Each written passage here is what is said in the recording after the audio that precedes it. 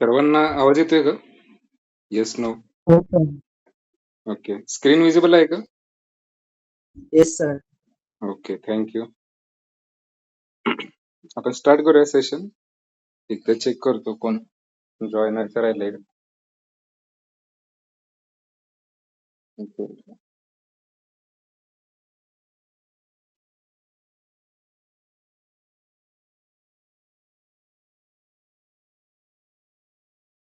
आज फक्त 19च जण आहेत. काही प्रॉब्लेम? लिंक तुमच्या मेलवर लिंक येते ना शेअर केल्यावर? हो सर. ओके.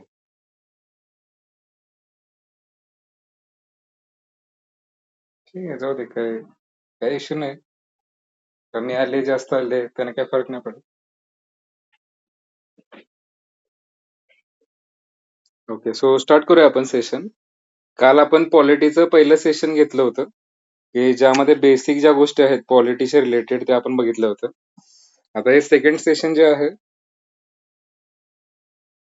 त्यामध्ये पण आपण त्याच्या पुढे जे आहे बेसिक प्लस बाकीच्या पार्ट्स आहेत कॉन्स्टिट्यूशनचे ते कव्हर करूया. आता हे कारण हे बघा, पॉलिटी मी सांगितलं कालच की जर 15 क्वेश्चन्स येत असतील तर तुम्हाला 15 पैकी 10 आले पाहिजेत, लक्षात घ्या. आणि ते कन्सेप्च्युअल असतात. तुम्हाला कन्सेप्ट क्लिअर असतील याचा अर्थ काय आहे तर तुम्हाला सुटायला पाहिजे ते क्वेश्चन. संविधानाची निर्मिती आपण बघितलं होतं, कोण कुठल्या कमिटीचा अध्यक्ष होतं, यानंतर कमिटी दिल्यात. सो नावं हे लक्षात ठेवा. नेहरूंकडे या 3 होत्या. जेणेकरून हे बघा, मॅच द पेअर आला ना, जोड्या लावा, त्यात इकडे 4 नावं असतात, जवाहरलाल नेहरू, वल्लभभाई पटेल, आणि इकडे वेगवेगळ्या कमिटी असतात.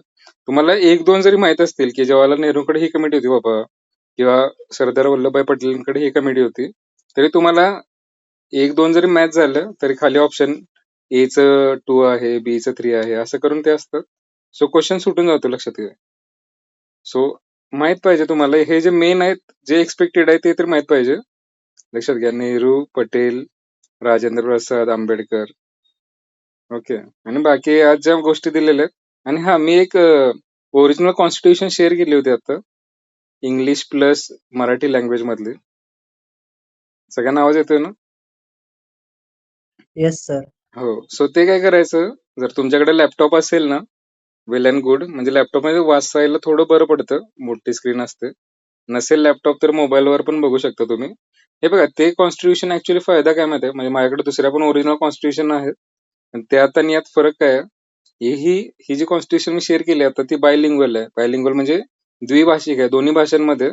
मग तुम्हाला ट्रान्सलेशन करायची किंवा काही गरज नाही कुठं. तुम्ही जर मराठी टेक्स्ट वाचला किंवा इंग्लिश टेक्स्ट वाचला तर त्याचा अर्थ काय आहे मराठीमध्ये, इंग्लिशमध्ये, ते एक पान त्याचं इंग्लिश आहे, लगेच मराठी पेज आहे. सो ही बेस्ट आहे. म्हणजे मला आतापर्यंत जेवढ्या मी कॉन्स्टिट्यूशन किंवा पुस्तकं बघितलं, कारण ओरिजिनल कॉन्स्टिट्यूशन मध्ये जे शब्द आहेत ना, ते जेवढे तुम्हाला जास्त माहित असतील तेवढं अॅक्युरसी. कारण हे बघा, एमपीएससी युपीएससी जे आहे, कधी पण क्वेश्चन मध्ये काहीतरी अँबिग्युटी असेल, साशंकता असेल, तर ते ओरिजिनल जे टेक्स्ट आहे कॉन्स्टिट्यूशनचं ते रेफर करतात. किंवा न्यायालय वगैरे जे आहे ते पण ओरिजिनल कॉन्स्टिट्यूशनच रीड करतात जजमेंट देताना, खूप जास्त अवघड केस असेल तर. सो ओरिजिनल कॉन्स्टिट्यूशन, आता हे बघा, मी तुम्हाला काही आता जसं की आपण आज पार्ट 1, पार्ट 2, पार्ट 3 सुरू करणार कॉन्स्टिट्यूशनचे. सो ते जे ओरिजिनल कॉन्स्टिट्यूशन मध्ये पण तसंच आहे. पार्ट 1 म्हणजे 25 भाग आहेत, 22 जे आहेत ते ओरिजिनल भाग आहेत, आणि काही भाग जे आहेत ते नंतर ऍड झालेले आहेत. त्यातलं तुम्ही काय करायचं, मी आता त्याचा बेसिक तरतुदी सांगेन, पण ते तुम्ही ओरिजिनल कॉन्स्टिट्यूशन मधून एकदा वाचून घ्या. कारण जेवढं तुम्हाला ते ओरिजिनल टेक्स्ट म्हणजे जेव्हा वाचाल, आणखी त्यामध्ये स्पष्ट शब्दात लिहिलेलं असतं. सो ते फक्त एकदा काय करायचं, रेफर करायचं. म्हणजे समजा मी आज तुम्हाला फंडामेंटल राईट शिकवले, मूलभूत अधिकार वगैरे आपले काय आहेत, तर ते ओरिजिनल कॉन्स्टिट्यूशन मध्ये कसं दिले बाबा शब्द त्याचे. कारण प्रत्येक शब्दाचा काहीतरी अर्थ आहे त्या, आणि स्पेसिफिक मिनिंग असतं. कारण हे नोट्स ज्या तयार करतोय मी त्या कॉन्स्टिट्यूशनचा रेफरन्स घेऊनच केलंय. पण ह्याच्यात चुकी असू शकते काहीतरी, टायपिंग मध्ये काहीतरी मुन्शींचं आता नाव चुकलंय इथं समजा, म्हणजे टायपिंग होताना. पण ते जे टेक्स्ट आहे ते आपल्या गव्हर्नमेंटनं बनवलेलं पुस्तक आहे, ते समजतंय. सो त्यात एररची पॉसिबिलिटी 0 आहे. सो ते तुम्ही रेफर करायचं जर स्पेलिंग मिस्टेक किंवा काही कन्फ्युजन असेल ना, तर ती PDF सगळ्यांनी सेव्ह करून ठेवा डाउनलोडमध्ये. आणि जेव्हा तुम्हाला आता 600 पेजेसची आहे ती PDF ऍक्च्युली, पण त्यातले मी सांगितलं 300 पानं मराठी आहेत, 300 इंग्लिश आहेत. सो तुम्ही त्यातले जे इम्पॉर्टंट आहेत, फंडामेंटल राईट्स जे आहेत ना, ते सगळ्यात जास्त महत्वाचे आहेत. त्याचे 1-2 क्वेश्चन येतातच तुम्हाला गॅरंटेड. सो बाकी 300 पानं वाचली नाहीत तरी चालेल, पण मी जे सांगेन बाबा हे वाचा त्यामधून, तर ते एकदा वाचून काढा. यात दिलेलंच आहे ते, तरी पण ओरिजिनल मधनं एकदा वाचून काढा ते. आता आपण स्टार्ट करूया. काल आपण हे कुठल्या देशाकडून काय घेतलं होतं वगैरे हे बघितलं होतं. आता काही जणांनी त्या ह्याच्यात पण चुकवलं होतं, फंडामेंटल ड्युटीजचा क्वेश्चन, की मूलभूत कर्तव्य जे आहेत ती कुणाकडनं घेतलेत आपण. अमेरिका लिहिलं होतं काही जणांनी. हे बघा, मूलभूत कर्तव्य आणि मूलभूत अधिकार फरक आहे. अधिकार म्हणजे आपले राईट्स असतात. आपल्याला काय बोलण्याचं स्वातंत्र्य आहे, जॉबचं स्वातंत्र्य आहे, धर्माचं स्वातंत्र्य आहे. समजतंय? हे स्वातंत्र्य म्हणजे काय बेसिकली स्टेट आपल्यावर कंपल्सरी करू शकत नाही की सगळ्यांनी हाच धर्म स्वीकारायचा. आपल्याला बोलण्यावर बंदी घालू शकत नाही की बाबा आता हे बघा टेलिग्रामचं आता बॅन केले नीटच्या एक्झामसाठी. म्हणजे 20-21 तारखेला ना टेलिग्राम ऍप जे आहे ते गव्हर्नमेंटनं बॅन केले, कारण नीटचा पेपर जो आहे लास्ट टाइम तो टेलिग्रामच्या माध्यमातून लीक झाला होता. सो टेलिग्राम हायकोर्टमध्ये गेले आता सध्या की बाबा असं हे बॅन करू शकत नाहीत, कारण ते फ्रीडम ऑफ एक्सप्रेशन आर्टिकल जे आहे 19 वगैरे त्याचं पण व्हायलेशन करते. प्लस आपलं हे बघा प्रत्येकाला इन्कमचा सोर्स जो आहे, गव्हर्नमेंट जॉब तुमचा पण नाही करू शकत की तुम्ही एखादी कंपनी आहे आणि गव्हर्नमेंटनं आता ती चांगली कंपनी असेल तर गुटख्याची वगैरे असेल तर ते बंदी करू शकतं, पण नॉर्मल कंपनी आहे आणि ते डायरेक्टली गव्हर्नमेंट त्याच्यावर बॅन आणू नाही शकत. तुमचं जे जॉब जो आहे तो धोक्यात आणू शकत नाही, कारण तुमचा फंडामेंटल राईट आहे जॉबचं. मग ते जॉब आपण बघूया फंडामेंटल राईट्स काय आहेत. पण आता हे जे न्यूज वगैरे असतात ना थोडंसं वाचत चला. जसं की टेलिग्रामने केस टाकले गव्हर्नमेंटच्या विरोधात कोर्टामध्ये. आता कोर्ट म्हणेल की बाबा सेन्सिटिव्ह विषय आहे एक्झामचा, तो 2 दिवसानं काही एवढा फरक नाही पडत, पण जाऊ शकतात ते कोर्टामध्ये. आणि कुठलेही ऍप बंद करायचं वगैरे सरकारला आता चायनाच्या ऍपमध्ये बंद केले होते सिक्युरिटीच्या रिझन वरून किंवा कॉन्फ्लिक्ट वरून. सो हे सगळ्या कॉन्स्टिट्यूशन मध्ये आहे ते दिलेल्या गोष्टी. आता हे जे भाग आहेत कॉन्स्टिट्यूशनचे, हे बघा मी काय आता तुमची मोठी कॉन्स्टिट्यूशन आहे आपली जगातील सगळ्यात मोठी, तर ते सोपी करण्यासाठी काय केलंय त्याचे सेक्शन केले आहेत 1, 2, 3, 4. मग पहिल्या भागात काही गोष्टी दिल्या, दुसऱ्या भागात, तिसऱ्या भागात, असं साधारणतः 22 भाग होते आणि परत 3 जे भाग आहेत ते नंतर ऍड झालेत. सो 25 भाग आहेत कॉन्स्टिट्यूशन मध्ये. आणि आपण पुढचे जे 5 दिवस लेक्चर असणार आहेत आजचं पकडून, आज आणि आणखी 5 दिवस, त्यात हे जे सगळे भाग आहेत कॉन्स्टिट्यूशनचे, म्हणजे थोडक्यात कॉन्स्टिट्यूशन आपण स्टडी करणार आहे, फक्त ते सेक्शन मध्ये करणार की भाग 1, 2, 3, 4 मध्ये काय आहे, 5, 6, 7, 8 मध्ये काय आहे, जेणेकरून सोपं राहील, सिस्टमॅटिक राहील थोडंसं. आता पहिला जो पार्ट आहे कॉन्स्टिट्यूशनचा त्यामध्ये आर्टिकल्स असतात. आर्टिकल्स म्हणजे काय, कलम आहेत बेसिकली. टोटल जेव्हा कॉन्स्टिट्यूशन आपली आली 395 आर्टिकल्स होते. आर्टिकल म्हणजे काय की पॉइंट नंबर 1 त्यामध्ये काही गोष्टी दिल्या आहेत, पॉइंट नंबर 2, पॉइंट नंबर 3, त्याला बेसिकली आर्टिकल म्हणतात कॉन्स्टिट्यूशनचे. समजतंय? आर्टिकल इंग्लिश वर्ड आहे, मराठीमध्ये त्याला कलम म्हणतात. कलम 1, कलम 2, कलम 3. जेणेकरून जेव्हा कोर्टामध्ये पण मांडलं जातं किंवा काय, according to this article of constitution, संविधानाच्या या कलमानुसार हे असं आहे. समजतं? सो आता हे बघा पहिल्यांदा तुम्ही ह्याच्यावर पण क्वेश्चन येतात, खूप वेळा क्वेश्चन आलेले आहेत की पहिल्या भागात काय आहे, दुसऱ्या भागात काय आहे, तिसऱ्या, चौथ्या, म्हणजे कुठली गोष्ट कुठल्या भागात आहे हे तुम्हाला माहित पाहिजे. हा आता MPSC ला पण प्रश्न आला होता पार्टचा आणि त्याच्यात काय कंटेंट आहे. सो समजते? सो हे माहित पाहिजे तुम्हाला.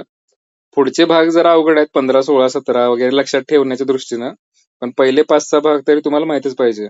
जसं की पार्ट 1 जो आहे, कारण ह्याच्यावर MPSC ने आताच 31 तारखेच्या ग्रुप एच्या क्लास 1च्या परीक्षेमध्ये क्वेश्चन विचारलं होतं आणि त्याच्यामध्ये तुम्हाला पार्ट 1, 2 जरी माहित असते तरी तुम्हाला 2 मार्क जे आहेत ते मिळाले असते. ओके. सो पहिल्या पार्ट मध्ये काय दिलंय कॉन्स्टिट्यूशनच्या भाग 1 मध्ये, आता कलम किती आहेत, आर्टिकल किती, 4च आहेत फक्त, 1 ते 4. आणि भारताचं जे क्षेत्र आहे, म्हणजे आपला जो भारताचा नकाशा आहे फॉर एक्झाम्पल, मग त्यामध्ये कुठली राज्य आहेत वगैरे, त्यानंतर भारताची बॉर्डर वगैरे याच्याशी रिलेटेड आहे हे. ठीक आहे, इंडियाच्या जिओग्राफी बद्दल, की राज्य जर नवीन तयार करायचं असेल तर काय, हे आपण डिटेलमध्ये बघणार आहोत पार्ट्स. पहिला जो पार्ट आहे तो कशाशी रिलेटेड आहे, तर regarding boundary of the India and different states.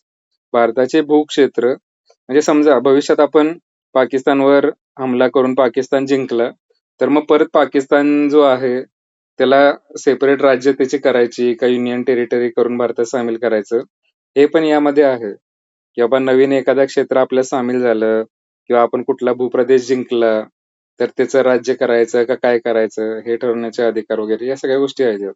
आता असलेली राज्य आणि भविष्यात जी तयार होतील ती. त्यानंतर पार्ट 2 जो आहे भाग 2, त्यामध्ये आर्टिकल आहे 5 ते 11. सिक्वेन्शियलीच आहे सगळं.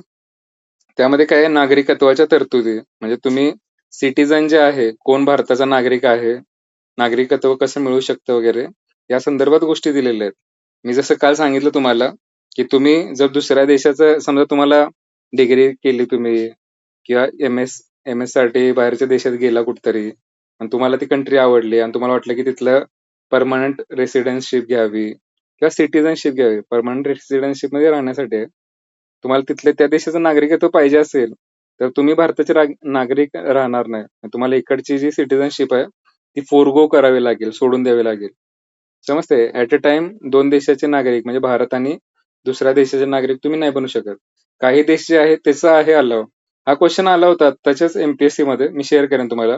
ग्रुप ए ची जी एमपीएससी होती क्लास 1 ची 31 तारखेची, यात पण क्वेश्चन आला होता की कुठल्या देशामध्ये ड्युएल सिटिझनशिप वगैरे आहे, पण भारतात नाही ती. समजतं? काही देशांमध्ये आहे. त्यानंतर आवाज येतो सगळ्यांना? Yes, no? येस हो सर. सर, येतोय ना.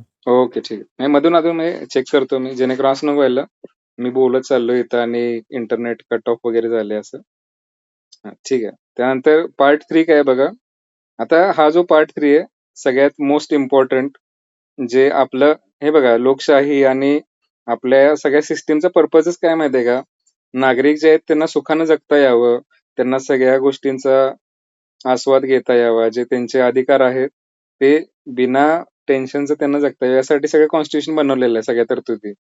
समजते? सो हा जो भाग 3 आहे ना, part 3 of constitution, most important. म्हणजे याच्यासाठी सगळं कॉन्स्टिट्यूशन जे आहे ते बनवलेलं आहे बेसिकली. सो भारतीय नागरिकांचे मूलभूत अधिकार, फंडामेंटल राईट्स. तुम्हाला असंच कुठल्या तर पोलिसांना अटक केलं बिना ह्याचं आणि जेलमध्ये टाकलं, तर याच्यात दिलेलं आहे बाबा तसं करू शकत नाही तुम्ही आणि तुम्हाला सोडून द्यावं लागेल किंवा लगेच 24 तासाच्या आत मॅजिस्ट्रेट म्हणजे न्यायाधीशांपुढे सादर करावं लागेल. तुम्हाला अटक करण्याची कारण सांगावी लागतील. हे सगळ्या गोष्टी आहेत. कुठलाही तुमचा अधिकार जो आहे, फ्रीडम ऑफ स्पीच वगैरे, तुमचं समजा व्हॉट्सअप बंद केलं सरकारनं काहीतरी कारणास्तव, तर सरकारला जस्टिफिकेशन द्यावं लागेल, का केलं तुम्ही, नॅशनल सिक्युरिटी तुम्ही धोक्यात आणले का, काही तर पाकिस्तानला शेअर करताय का वगैरे. नाहीतर असंच सरकार मनात येऊन काही करू शकत नाही, लक्षात घ्या, तुमच्या विरोधात. कारण तुमचे अधिकार जे आहेत ते सरकार बांधील आहे तुमचे अधिकार प्रोटेक्ट करण्यासाठी. सरकारच अधिकारांचं रक्षण करण्यासाठी आहे, लक्षात घ्या. नाहीतर सरकारची काही गरज नव्हती. आपल्या तर सामंजस्यानं करता आलं असतं सगळं. पण सगळीच लोक चांगली नसतात, काही वाईट असतात. सो ते सगळ्यांचे अधिकार बाधित राहावे यासाठी आपण सरकार बनवलेलं आहे. समजते? आता ते फंडामेंटल राईट्स आहेत आर्टिकल 12 पासून 35 मध्ये. आता सगळे जे आहेत ते फंडामेंटल राईट्स नाहीत. काही म्हणजे राज्य काय असतं बाबा, सरकार म्हणजे काय नक्की, किंवा समजा सरकारनं तुमचा अधिकार एखादा काढून घेतला तर तुम्हाला कोर्टात जाता येतं, त्याशी रिलेटेड पण काही आर्टिकल आहेत. ठीक आहे. आता कलम 31 जे आहे, मालमत्तेचा अधिकार. आधी काय होतं, right to property fundamental right होतं. म्हणजे काय, तुमची जर जमीन आहे, फॉर एक्झाम्पल शेतजमीन असेल किंवा कोणतीही घराची जमीन आहे, तर सरकार ती जमीन ताब्यात घेऊ शकत नव्हतं, कारण ती फंडामेंटल राईट आहे, तुमचा अधिकार आहे तो. समजतंय? पण त्यात प्रॉब्लेम काय व्हायला लागले हळूहळू. समजा सरकारला रस्ता बांधायचा आहे, पण लोक जर जमीनच देणार नसतील तर रस्ता बनणार नाही.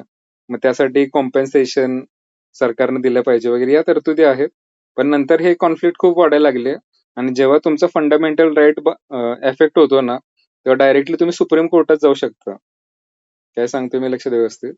नॉर्मल तुमचं काय झालं, कुठली चोरी बिरी झाली घरामध्ये किंवा काही खून बिन झाला, तर तुम्ही लोकल जे असतात, डिस्ट्रिक्ट कोर्ट असेल किंवा तुमचं तालुक्याचं जे कोर्ट असतं त्याच्यात जातं.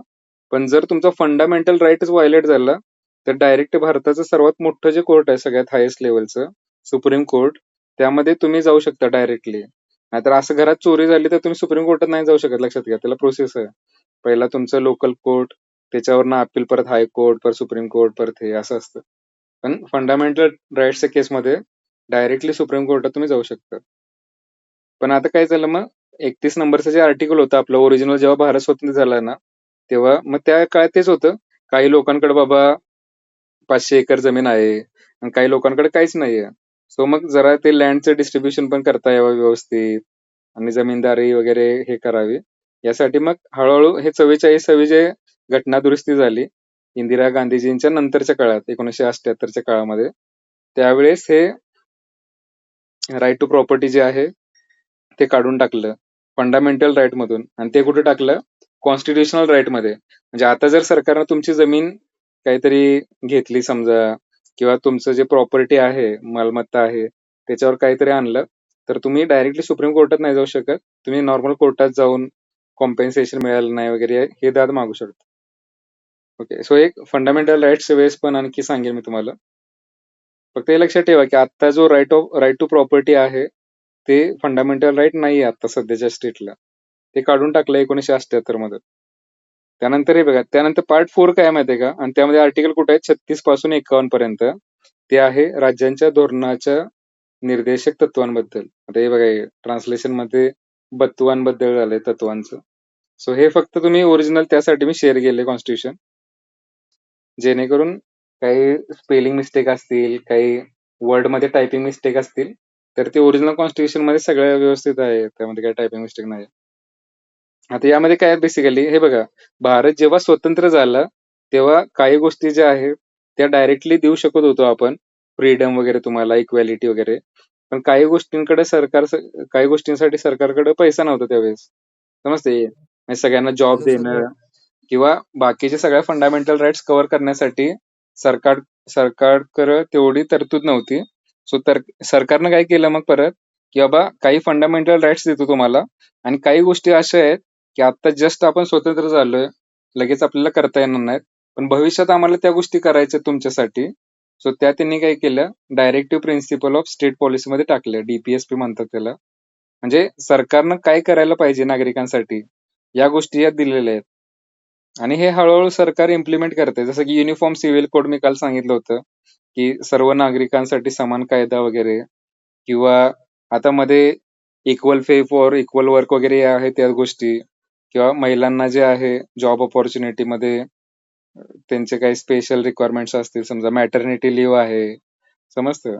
किंवा चाइल्ड केअर साठी लहान मुलं असतील तर त्याच्यासाठी क्रिशे फॅसिलिटी वगैरे या गोष्टी आहेत. सो ते खूप आहे डिटेलमध्ये. आणखी पर्यावरणासंबंधी आहेत काही गोष्टी.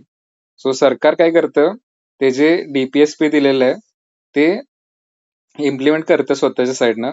पण हे बघा, जर सरकारनं तुमचं फंडामेंटल राईट काढून घेतला तर तुम्ही डायरेक्टली सुप्रीम कोर्टात जाऊ शकता. पण एखादा DPSP इम्प्लिमेंट केलं नाही सरकारनं, तर तुम्ही त्याच्या विरोधात जाऊ शकत नाही. सरकारनं हे करायला पाहिजे, पण जर सरकारनं आता सध्या केलेलं नाहीये हे, तर त्याच्या विरोधात तुम्ही सुप्रीम कोर्टात नाही जाऊ शकत की सरकारनं अजून हे केलं नाही, युनिफॉर्म सिव्हिल कोड आणला नाही अजून, कारण ते नॉन जस्टिशिएबल आहे. म्हणजे त्याच्यावर तुम्ही दाद मागू शकत नाही कोर्टात, कारण कंपल्सरी नाहीये सरकारवरती, सरकारनं करायला पाहिजे, कंपल्सरी नाही. ठीक आहे. सो हे यात दिलंय पार्ट 4 मध्ये. आणि त्यानंतर पार्ट 4A आहे बघा इथं. आता तुम्ही म्हणाल की 4A का केला, 5 का केला नाही?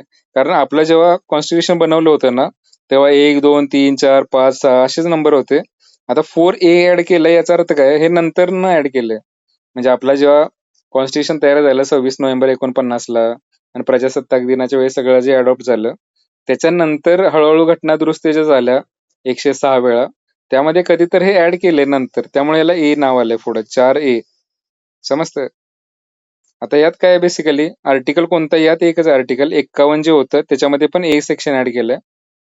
त्यात काय आहे, आता हे कधी झाले बघा, 42वी घटना दुरुस्ती जी होती, आता ही सगळ्यात मोठी घटना दुरुस्ती आहे.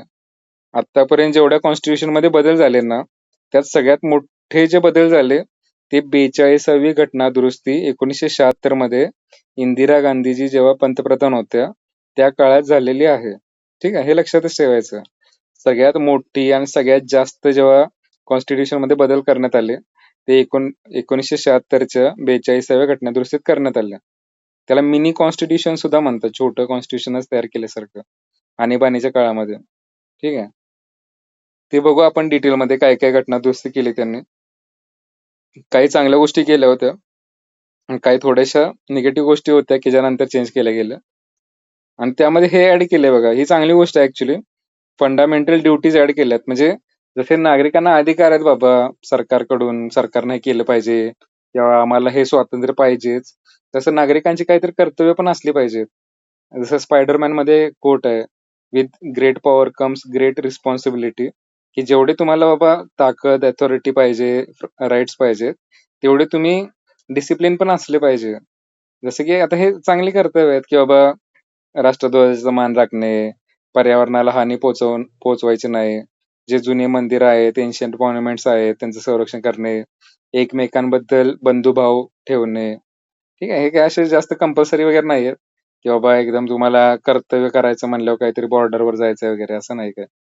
ठीक आहे, ते तसं आहे एक त्यामध्ये, पण त्याची अजून कधी काही गरज नाही पडलेली, की देशाला जेव्हा गरज पडेल तेव्हा तुम्ही अपेक्षित आहे की तुमचं सर्वस्व अर्पण करणे वगैरे. ते बघू 11च आहेत फंडामेंटल ड्युटीज. आणि हे नंतर ऍड केलं, एवढं लक्षात ठेवा. कधी केले? 1976 मध्ये. त्याच्या आधी नव्हतं. जे ओरिजिनल कॉन्स्टिट्यूशन आहे आपलं, त्याच्यात हे नव्हतं. आणि हे सांगा बरं आता, कुठल्या देशाकडून घेतलंय आपण फंडामेंटल ड्युटीज किंवा मूलभूत कर्तव्य वगैरे? रशिया. हा, रशिया. USSR होतं त्या काळी. रशिया जो आहे तो 1991 साली तयार झालाय.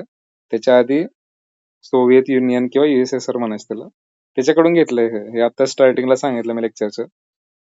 त्यानंतर 5वा भाग जो आहे, आता हे बघा, यात खूप आर्टिकल आहेत. ऑलमोस्ट 100 आर्टिकल आहेत, 52 पासून ते 151 पर्यंत. समजते का? इथून पुढे जे आहे की बाबा युनियन आपलं गव्हर्नमेंट जे आहे, केंद्र सरकार, की ज्यामध्ये राष्ट्रपती आहेत, पंतप्रधान आहे, मंत्रिमंडळ आहे, मग आपलं बजेट असेल, मग त्यांचे इलेक्शन आहेत, हे आहेत, ते आहेत. सगळ्या ज्या गोष्टी आहेत, देश कसा चालायला पाहिजे आपला, इलेक्शन कशा पाहिजेत, हे ते, किंवा पंतप्रधानांची कर्तव्य काय आहेत, राष्ट्रपतींची निवडणूक कशी पाहिजे, काय पाहिजे, या सगळ्या गोष्टी पार्ट 5 मध्ये आहेत. 52 ते 151 पर्यंत आहे हे. पंतप्रधान, मंत्रिमंडळ, राष्ट्रपती, महाधिवक्ता, संसद जे आपली पार्लिमेंट, मग त्यामध्ये लोकसभा, राज्यसभा आलं, ते सगळ्या गोष्टी आहेत. म्हणजे ते काय असायला पाहिजे, कसं व्हायला पाहिजे कामकाज त्याचं, या सगळ्या गोष्टी आहेत. मग हे सगळ्यात मोठा पार्ट आहे हा. सो आपण बघू हा नंतर डिटेलमध्ये. फक्त पार्ट वाईज लक्षात ठेवा की पार्ट 5 जो आहे तो सेंटर युनियन बद्दल आहे. पार्ट 6 जो आहे, आता त्यामध्ये पण खूप जास्त आर्टिकल आहेत. 152 पासून स्टार्ट होत आहेत, 52, 53, 54 असं करून 237 पर्यंत आहे. आता जसं की हे सेंटरचं झालं, केंद्र सरकार, तसं राज्यामध्ये आपलं समजा फडणवीस साहेबांचं सरकार आहे, तर राज्य पातळीवर सरकार जे आहेत प्रत्येक राज्यांचं, मग त्यामध्ये मुख्यमंत्री असतील, मंत्रिमंडळ, राज्यपाल, आपलं विधिमंडळ आहे, विधानसभा, विधान परिषद, उच्च न्यायालय आहे, महाधिवक्ता, यांचे रोल्स रिस्पॉन्सिबिलिटी काय आहे, त्यांची इलेक्शन कशी व्हायला पाहिजे, कोणकोणते त्यांची कामं आहेत, समजते. या सगळ्या डिटेलमध्ये गोष्टी दिलेल्या आहेत, त्यामुळे हे आर्टिकल जास्त आहेत खूप. त्यानंतर 7वा जो भाग आहे, आता हे बघा, राज्याशी संबंधित 1900, आता हे काढून टाकलंय. 7वा जो पार्ट आहे ना, इथे लिहिले बघा, वगळले से. आता कुठला भाग आहे हा? 7वा भाग आहे, आणि 7व्या घटना दुरुस्तीनं हा केलंय, काढून टाकलाय हा. समजतं? काढून टाकलंय म्हणजे आता सध्या कॉन्स्टिट्यूशन मध्ये हा भाग जो आहे तो डिलीट केलेला आहे. 7व्या घटना दुरुस्तीनं राज्याशी संबंधित होता हा भाग, 1956 मध्ये काढून टाकलेला आहे हा. समजतं? त्यानंतर 8वा भाग जो आहे कॉन्स्टिट्यूशनचा, त्यामध्ये 3च आर्टिकल आहेत, 39, 40 आणि 41, आणि ते केंद्रशासित प्रदेशांबद्दल. केंद्रशासित प्रदेश म्हणजे युनियन टेरिटरीज म्हणतात त्याला. जसं की दिल्ली आहे, किंवा चंदीगड आहे, किंवा पॉंडिचेरी आहे, अंदमान निकोबार बेट आहेत, लक्षद्वीप आहे, लडाख आहे आपलं. सो हे जे आहेत, आता हे काय प्रॉब्लेम ह्यांचं काय माहितीये का, हे छोटे रिजन्स आहेत. सो तिथं एवढी लोकसंख्या नाही की राज्य बनवावं आणि मंत्रिमंडळ वगैरे, कारण अंदमान निकोबारची पॉप्युलेशन खूप कमी आहे. समजतं? बेटांचं आहे ते, किंवा लक्षद्वीप वगैरे छोटे आहेत, तर तिथं त्यांना केंद्रशासित प्रदेश बनवले, जेणेकरून डायरेक्टली सेंट्रल गव्हर्नमेंट जे आहे ते त्याच्यावर गव्हर्नर अपॉइंट करून त्याच्या थ्रू कारभार करू शकतं, किंवा हाय कमिशनर वगैरे आहेत त्यांच्या थ्रू. सो असे काही छोटे आणि इम्पॉर्टंट जे रिजन्स आहेत, जसं की अंदमान निकोबार जे आहे ते आपल्याला मिलिटरी पॉइंट ऑफ व्ह्यू न खूप इम्पॉर्टंट आहे, कारण ते समुद्राच्या मध्ये आहे. सो तिथे मिलिटरी बेस केला तर चायनाचे जे शिप्स वगैरे येतात त्याच्यावर आपण कंट्रोल करू शकतो, किंवा आपली मलाक्का स्ट्रेट जे आहे जिथून आपली जहाजं वगैरे जाऊ शकतात, तर त्यासाठी खूप इम्पॉर्टंट स्ट्रॅटेजिक लोकेशन आहे. आता तुम्ही म्हणाल की मग सर दिल्लीची लोकसंख्या खूप जास्त आहे, त्याला युनियन टेरिटरी काय केले? तर दिल्ली आपलं राजधानी आहे, लक्षात घ्या. तिथं सगळे महत्वाचे हेडक्वार्टर्स दिल्लीमध्ये आहेत. सो सुरक्षेच्या दृष्टीनं खूप जास्त इम्पॉर्टंट आहे दिल्ली. म्हणजे आपली संसद आहेत, सगळे मंत्रिमंडळ, डिफेन्सचे कार्यालय, फॉरेनच्या एम्बसीज आहेत तिथं. म्हणजे बाहेरच्या देशातले जे फॉरेन रिलेशन मेंटेन करणारे जे सेक्रेटरी असतात, त्यांचे सगळे हेडक्वार्टर्स तिथं आहेत दिल्लीमध्ये. सो दिल्लीला जर सामान्य राज्यासारखा स्टेटस असला तर मग प्रॉब्लेम होऊ शकतो. कारण राज्यामध्ये दुसरं सरकार असलं, मग त्यांचं जसं की आता केजरीवालांचं सरकार होतं तिथं, तर कॉन्फ्लिक्ट चालायचे सारखे. सो दिल्ली काय बेसिकली केंद्रशासित प्रदेश जो आहे एनसीआरचा रिजन, नॅशनल कॅपिटल रिजनमध्ये, तिथं मुख्यमंत्री वगैरे असतात. कारण दिल्लीला स्पेशल स्टेटस आहे. बाकी केंद्रशासित प्रदेशांसारखं नाही काम तिथं. तिथं म्हणजे मुख्यमंत्री पण आहे दिल्लीला, पण तिथं काही गोष्टी ज्या आहेत त्या सेंट्रल गव्हर्नमेंटच्या ताब्यात आहेत. जसं की पोलीस आहे, दिल्ली पोलीस, ते सेंट्रल गव्हर्नमेंटच्या ताब्यात आहे. बाकी राज्यांमध्ये पोलीस जे असतं ते स्टेट गव्हर्नमेंटच्या ताब्यात असतं. पण जेव्हा केंद्रशासित प्रदेश असतो एखादा, तिथं पोलीस किंवा बाकी जे मेन जे डिफेन्सचे रिलेटेड किंवा सिक्युरिटीशी रिलेटेड गोष्टी असतील, त्याच्यावर डायरेक्टली केंद्र सरकारचा कंट्रोल असतो. चंदीगड फॉर एक्झाम्पल, आता चंदीगड जे आहे ते पंजाब आणि हरियाणाची कंबाईन राजधानी आहे. सो ते युनियन टेरिटरी आहे, जेणेकरून या दोन राज्यामध्ये वाद नको. तर पंजाबला दिलं चंदीगड तर मग हरियाणाचे प्रॉब्लेम होतील. सो काही असे आहेत पॉंडिचेरी वगैरे जिथं फ्रेंच होते. सो त्यांचं कल्चर टोटली वेगळं आहे पॉंडिचेरीचं. सो त्याला छोटासा रिजन आहे, पण त्याला युनियन टेरिटरी केलेलं आहे. आता हे जास्त एवढं जरी माहित असेल तुम्हाला तर याच्याशी रिलेटेड इनफ आहे. युनियन टेरिटरी जे म्हणतात, समजतं. आता नवीन आपलं हे जम्मू काश्मीर जे होतं आधी ते स्प्लिट केलं आणि 2 युनियन टेरिटरीज केल्या होत्या, लडाख आणि जम्मू आणि काश्मीरच्या. पण त्याचं परत स्टेटहुड वगैरे दिलं जम्मू काश्मीरला. जम्मू काश्मीरमध्ये इलेक्शन वगैरे होऊ शकतात, वेरेज लडाखमध्ये इलेक्शन वगैरे म्हणजे डायरेक्टली त्यांचे मुख्यमंत्री वगैरे असं नाही होत. ठीक आहे. त्यानंतर पार्ट 9 काय बघा.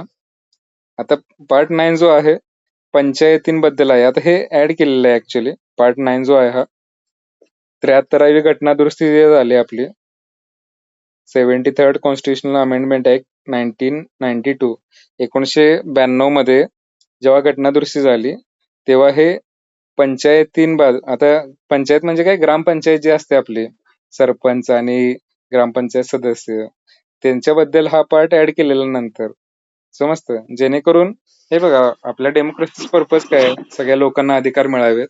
पण आपण डायरेक्टली आपला संबंध जो आहे तो आमदार खासदार यांच्याशी येत नाही कधी. आपले लोकल लेवलला प्रॉब्लेम वेगळे असतात. स्वच्छता असेल, पाणी असेल किंवा किरकोळ जे आहेत ते.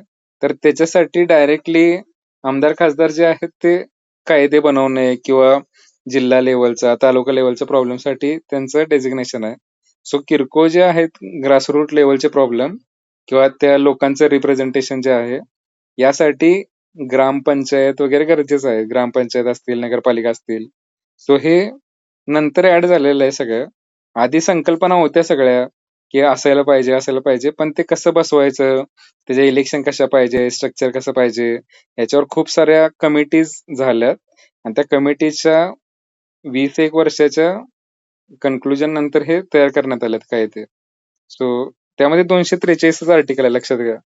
243 हे जे आर्टिकल आहे ते लक्षात ठेवा. ग्रामपंचायतीचं 243 नंतर 243A, B, C, D, E, F, G, O पर्यंत आहे हे पंचायतींबद्दल.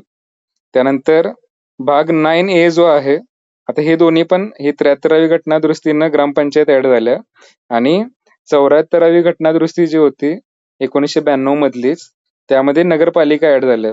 सो 73वी घटना दुरुस्ती ग्रामपंचायतींशी रिलेटेड, गावांशी रिलेटेड, आणि 74वी घटना दुरुस्ती जी आहे ती नगरपालिका, महानगरपालिका यांच्याशी रिलेटेड आहे. मग त्याच्यात पण आर्टिकल कुठला आहे बघा, 43च आहे. पण इथं ओ लेटर पर्यंत होतं. ओ, त्यानंतर PQRSTUVWXYZ आणि परत AAAB असं हे G पर्यंत आहे हे. ठीक आहे. सो हे लक्षात ठेवा. 243 तुम्हाला फक्त लक्षात राहिलं पाहिजे, ग्रामपंचायत, नगरपालिका वगैरे. जर काही क्वेश्चन एक्झाम मध्ये आला फॅक्च्युअल खूप जास्त. सो ग्रामपंचायती आणि नगरपालिका जे आहे हे नंतर ऍड झालेलं आहे 74वी घटना दुरुस्तीनं. आणि त्यानंतर हे बघा पार्ट 9B जो आहे हा पार्ट 9B, त्यामध्ये कोऑपरेटिव्ह सोसायटी जे आहेत, सहकारी संस्था, जसं की हे बघा आपला एखादा सहकारी साखर कारखाना आहे. आता हे सहकारी साखर कारखाना म्हणजे काय? खूप सारे समजा शेतकरी आहेत, 10 जण एकत्र आले, पैसे त्यांनी एकत्र केले आणि आपला जो ऊस आहे त्याच्यासाठी आपण काहीतरी प्रोडक्ट म्हणजे कारखाना डेव्हलप करू वगैरे. या तत्वावर बेसिकली सहकारी संस्था चालतात. सहकारी साखर कारखाना असेल, सहकारी बँक आहे, त्यानंतर सहकारी दूध उत्पादक संघ असतात. महाराष्ट्रामध्ये स्पेसिफिकली खूप जास्त आहेत या सहकारी संस्था. Cooperative society. फॉर एक्झाम्पल तुम्हाला हा माहित असेल, अमूल जो ब्रँड आहे, अमूलचं जे डेअरी प्रोडक्ट्स आहेत, तो पण कोऑपरेटिव्ह सोसायटीच आहे ती, लक्षात ठेवा. गुजरातमध्ये आनंद जो आहे ब्रँड, त्याची आहे बेसिकली अमूल. सो अमूल पण जसं की आपल्या इथं सह्याद्री साखर कारखाना आहे फॉर एक्झाम्पल, किंवा प्रत्येक महाराष्ट्रामध्ये सहकारी तत्वावर खूप जास्त गोष्टी डेव्हलप झाल्यात इतर राज्यांच्या तुलनेत. कारण आपल्याला खूप जास्त वारसा आहे मोठ्या नेत्यांचं. सो सहकारी संस्थांना कॉन्स्टिट्युशनल स्टेटस देण्यात आलंय. आणि कधी हे ऍड झाले बघा, 97वी घटनादुरुस्ती जी आहे नंतर, म्हणजे लेटेस्ट आहे हे, 2011 साली ऍड झालं. 97 जेव्हा चेंज केलं आपण कॉन्स्टिट्युशन मध्ये, तेव्हा हे ऍड केलंय 9B म्हणून. त्यानंतर हा 10वा भाग जो आहे तो कशाशी रिलेटेड आहे? अनुसूचित आणि आदिवासी क्षेत्रांबद्दल.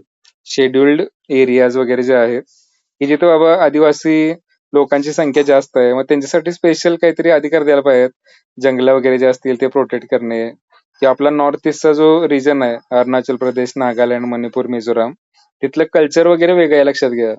सो मग तिथं आपल्यासारखे नॉर्मल कायदे वगैरे आपण लावू शकत नाही त्यांना. त्यांचे जे जुने पिढ्यानपिढ्या जे कायदे आहेत, जे त्या लोकांना पटतात वगैरे, त्यानुसार थोडंसं चेंज करावं लागतं. सो त्या क्षेत्रांबद्दल आहे यात. त्यानंतर 11वा पार्ट जो आहे त्यामध्ये सेंटर स्टेट रिलेशन, म्हणजे केंद्र आणि राज्य सरकारमध्ये जे रिलेशन असायला पाहिजे त्याबद्दल दिलेलं आहे. समजतं? सो आपली जे सूची केलेले आहेत, केंद्र सूची, राज्य सूची, समवर्ती सूची, मग केंद्रानं कोणत्या गोष्टींवर कायदे करायला पाहिजेत, राज्यानं कोणत्या गोष्टींवर कायदे करायला पाहिजेत. मग त्यामध्ये तेच आहेत की बाबा शक्यतो कोऑपरेशन असलं पाहिजे, दोघांमध्ये सहकार्य असलं पाहिजे. पण कधी कधी एकदम अपोजिट असेल सरकार, केंद्रामध्ये समजा भाजपचं आहे आता, आणि वेस्ट बेंगॉलमध्ये समजा आधी काय होतं, ममता बॅनर्जी यांचं सरकार होतं, टीएमसीचं. सो त्यांचं सारखं कॉन्फ्लिक्ट व्हायचं. कारण राज्यामध्ये गव्हर्नर नावाची एक पोस्ट असते, राज्यपाल जे असतात ते सेंट्रल गव्हर्नमेंट कडून येतात. ते सेंट्रल गव्हर्नमेंट जे आहे ते अपॉइंट करतं त्यांना. सो आता राज्यपाल जे आहेत ते बेसिकली केंद्राचे एजंट असल्यासारखं आहे. आणि राज्याचा एखादा कायदा असेल तर त्यावरती सर्वात शेवटी जी सही असते ती राज्यपालांची असते. सो राज्यपाल आता सेंटरनं समजा नेमणूक केली त्यांची, आणि राज्यपालांना वाटलं की नाही बाबा हा राज्य सरकारचा कायदा काय बरोबर नाहीये, त्याच्यामुळे देशाचं नुकसान होतंय, किंवा मग केंद्र सरकारनं सांगितलं असेल त्यांना की बाबा असं काय असेल तुम्हाला, किंवा भाजपचं आणि टीएमसीचं काहीतरी प्रॉब्लेमॅटिक असेल थोडंसं, तर मग ते गव्हर्नर जे आहे त्याच्या पोस्टमुळे खूप जास्त वाद क्रिएट होतं. समजते? सो केंद्र आणि राज्य सरकारमध्ये काय रिलेशन असायला पाहिजे, कोणते पॉवर शेअरिंग रिलेटेड, किंवा नद्या वगैरे असतात आपल्या एका राज्यातून म्हणजे जशी कृष्णा नदी आहे ती महाराष्ट्रामधून जाते, पुढे तेलंगणा, आंध्र प्रदेश या राज्यातून जाते. सो आता समजा महाराष्ट्रात आपण धरणं बांधली कृष्णा नदीवर 50, तर खालच्या राज्यांना पाणीच मिळणार नाही. सो इंटरस्टेट वॉटर वगैरे जे असतो इश्यू, सो ते पण मग त्यात कसं डील करायचं वगैरे याच्याशी रिलेटेड आर्टिकल्स आहेत. 262 नंबरचं जे आर्टिकल आहे ते इंटरस्टेट रिव्हर वगैरे, त्यानंतर 63 जे आहे ते इंटरस्टेट काउन्सिल याच्याशी रिलेटेड आहे. हे बघूया आपण नंतर डिटेलमध्ये, आता ओव्हरव्ह्यू देतोय फक्त तुम्हाला. त्यानंतर 264 आता पार्ट 12 नंबरचा जो आहे, आता हे बघा इथून पुढे पार्ट जे आहे ते लक्षात ठेवणं थोडंसं अवघड होईल. सो मी काय सांगितलंय, पहिले तुम्हाला 4A पर्यंत पार्ट जे आहेत इथपर्यंत जरी माहित असतील सगळे तरी ठीक आहे. खालचे जे आहेत ते आपण बघणार आहोत, त्याच्या तरतुदी वगैरे. आता युपीएससी मध्ये गेल्या वर्षी विचारला होता हा क्वेश्चन, एकदम इकडचे पार्ट विचारले होते खालचे. पार्ट 20वा कोणता आहे, 18वा कोणता आहे, 22वा कोणता आहे. आता ते कोण एवढं लक्षात नाही ठेवत पार्ट, समजतं? सो तो टफ क्वेश्चन मानला जातो, कारण हे तुमच्या समोर जरी आहे नोट्स मध्ये येतं सगळे 25 पार्ट, पण ते पेपर पर्यंत लक्षात ठेवणं अवघड आहे, कारण एवढंच तुम्हाला वाचायचं नाही एक्झाम मध्ये, अशा आणखी 100 गोष्टी आहेत. सो हे लक्षात राहत नाही नंतर. तुमच्या लक्षात राहिलं वेल अँड गुड. मी जेव्हा सांगतोय आता, अवघड क्वेश्चन कशाला म्हणतात, की पहिले 5 पार्ट सगळ्यांना पाठ असतात हे, पण पुढचे जे पार्ट आहेत ते एवढे जास्त लक्षात नसतात कोणाच्या. सो तुम्ही काहीतरी जुगाड करून, ट्रिक्स वापरून, आता याच्या ट्रिक्स आहेत खूप YouTubeवर वगैरे, निमोनिक्स कसे तयार करायचे. सो जर लक्षात राहिलं तुम्हाला, मग अवघड प्रश्न जे म्हणतो आपण, की हा सुटलाच नाही कोणाला, तर ते हे असतात, की 19वा पार्ट विचारला त्यात काय आहे, किंवा जोड्या लावामध्ये हे खालचे पार्ट टाकले सगळे, तर मग तो अवघड कॅटेगरीचा क्वेश्चन होतो. 11 नंबरच्या पार्टमध्ये आता हे फास्टमध्ये बघूया आपण, कारण नंतर आपण हे सगळे पार्ट्स डिटेलमध्ये घेणार आहोत. 11 नंबरच्या मध्ये केंद्र आणि राज्यातील संबंध बघितलं. 12 नंबर जे आहे ते महसूल वितरण म्हणजे फायनान्शियल डिस्ट्रीब्युशन जे आहे. आता काही टॅक्स जे आहे ते सेंट्रल गव्हर्नमेंट कलेक्ट करतं, जीएसटी असेल किंवा बाकी तुमचे इन्कम टॅक्स वगैरे जे आहे. आता सगळा पैसा केंद्र सरकार वापरत नाही स्वतःसाठी, तर तो राज्य सरकारांना द्यावा लागतो पैसा, कारण राज्य पण चालवायचं आहे त्यांना. सो राज्य सरकारनं कशा प्रकारे पैसा दिला पाहिजे, फायनान्स कमिशन असतं, ग्रामपंचायतींना कसा पैसा मिळाला पाहिजे, नगरपालिकांना कसा पैसा डिस्ट्रीब्यूट झाला पाहिजे, या सगळ्या ज्या आहेत गोष्टी या पार्ट 12 मध्ये आहेत, पैशाशी रिलेटेड फायनान्स डिस्ट्रीब्युशन. त्यानंतर 13 नंबरचा पार्ट जो आहे त्यात भारताच्या भूप्रदेशामध्ये व्यापार म्हणजे ट्रेड जो आहे, त्यानंतर कॉमर्स आणि परस्पर व्यवहार म्हणजे इंटरनॅशनल रिलेशन जे आहेत, आपला आणि बांगलादेशचा काहीतरी व्यापार आहे, किंवा पाकिस्तान आहे, चायना आहे, ट्रेडशी रिलेटेड आहे. इंटरनॅशनल ट्रेड असेल किंवा इंटरस्टेट, भारताच्या आतमध्ये जे एका राज्यातून दुसऱ्या राज्यात जे जातो माल वगैरे, त्याच्याशी रिलेटेड काही कायदे असतील तर ते याच्यात आहेत. त्यानंतर 14 नंबरचा जो आहे पार्ट, त्यामध्ये UPSC जे आहे एक्झाम कंडक्ट करतं, तर त्याचे चेअरमॅन कसे निवडायचे, सदस्य कसे पाहिजे, त्यांचं काम काय आहे, आणि आपले MPSC जे आहे राज्य लोकसेवा आयोग, त्याच्याबद्दल मेन्शन केलेलं आहे. सो हे बघा, MPSC UPSC जे आहेत त्या कॉन्स्टिट्युशनल बॉडी आहेत. सो त्यांना अधिकार आहेत कॉन्स्टिट्यूशन मध्ये दिलेले आपलं, समजतंय का. सो हे पण लक्षात ठेवा, 308 मध्ये आहे, 308 पासून ते 323 मध्ये आहे. मग काही आर्टिकल मध्ये UPSC बद्दल दिलं असतील, त्यांच्या ड्युटीज आणि पॉवर्स काय आहेत, आणि काही ठिकाणी MPSC बद्दल असेल पुढं. MPSC म्हणजे स्पेसिफिकली MPSC चा उल्लेख नसणार, कारण अशी आपली जी सगळी राज्य आहेत त्या प्रत्येक राज्याची, जसं उत्तर प्रदेश आहे त्याचं UPPSC असतं, MPPSC मध्य प्रदेशचं आहे, तसंच आपल्या राज्याची MPSC आहे. सो त्या प्रत्येक स्टेट पब्लिक सर्व्हिस कमिशनचं काय फंक्शन आणि काय रिस्पॉन्सिबिलिटीज आहेत ते त्यात दिलेलं आहे. त्यानंतर हा जो पार्ट आहे,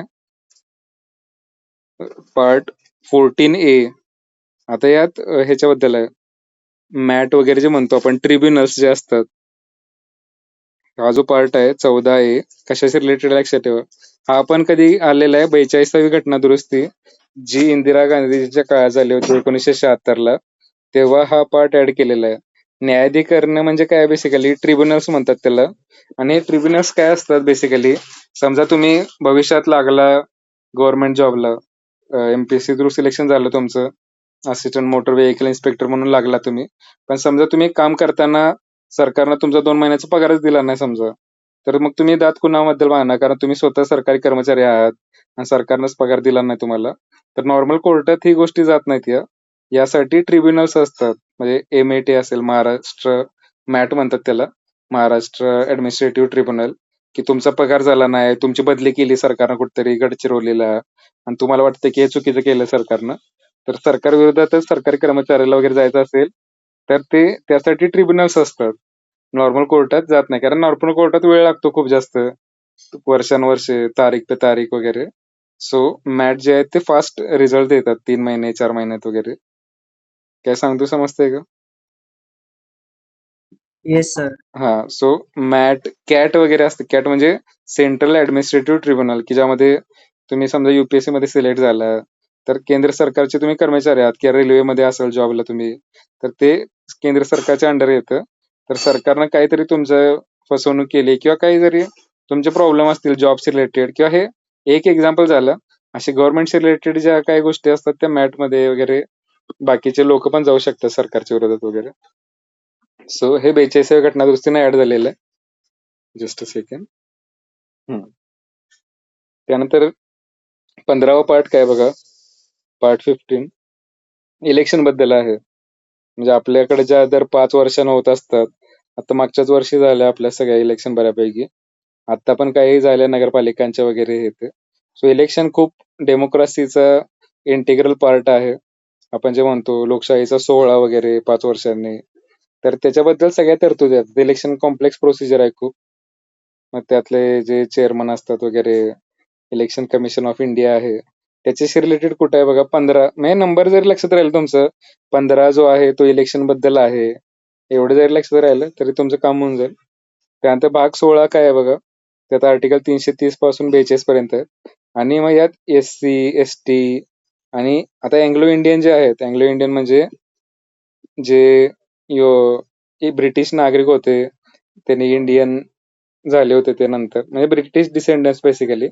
तर त्यांच्या रिप्रेझेंटेशन बद्दल आहे हा.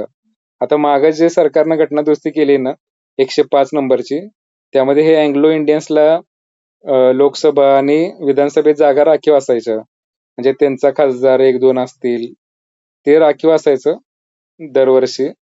तर हे आत्ताच्या मोदी गव्हर्नमेंटने कॅन्सल करून टाकलं. कारण ऑलरेडी आता आपल्याला देश स्वतंत्र होऊन ऑलमोस्ट 75 वर्ष झालेत. आणि मग ब्रिटिशांना कशाला पाहिजे रिझर्वेशन, त्यांचे जर डिसेंडंट्स असतील. कारण एवढ्या संख्येमध्ये तर आपण माझ्या तर बघण्यात नाही कोण युरोपियन वगैरे आहे. सो त्यांच्या कमी लोकांसाठी जे रिझर्वेशन होतं लोकसभेमध्ये वगैरे, तर ते चालत आलं होतं. दर 10 वर्षांना ते एक्सटेंड होत राहतं. 10 वर्षांना मुदतवाढ, 10 वर्षांना मुदतवाढ. सो आता हे 105वी घटना दुरुस्ती झाली मागच्या 2-3 वर्षापूर्वी. त्यात ते काढून टाकलं अँग्लो इंडियनचं. बाकी SC, ST साठी अजूनही आहे. रिझर्वेशन हे रिझर्वेशन वेगळं आहे, लक्षात घ्या.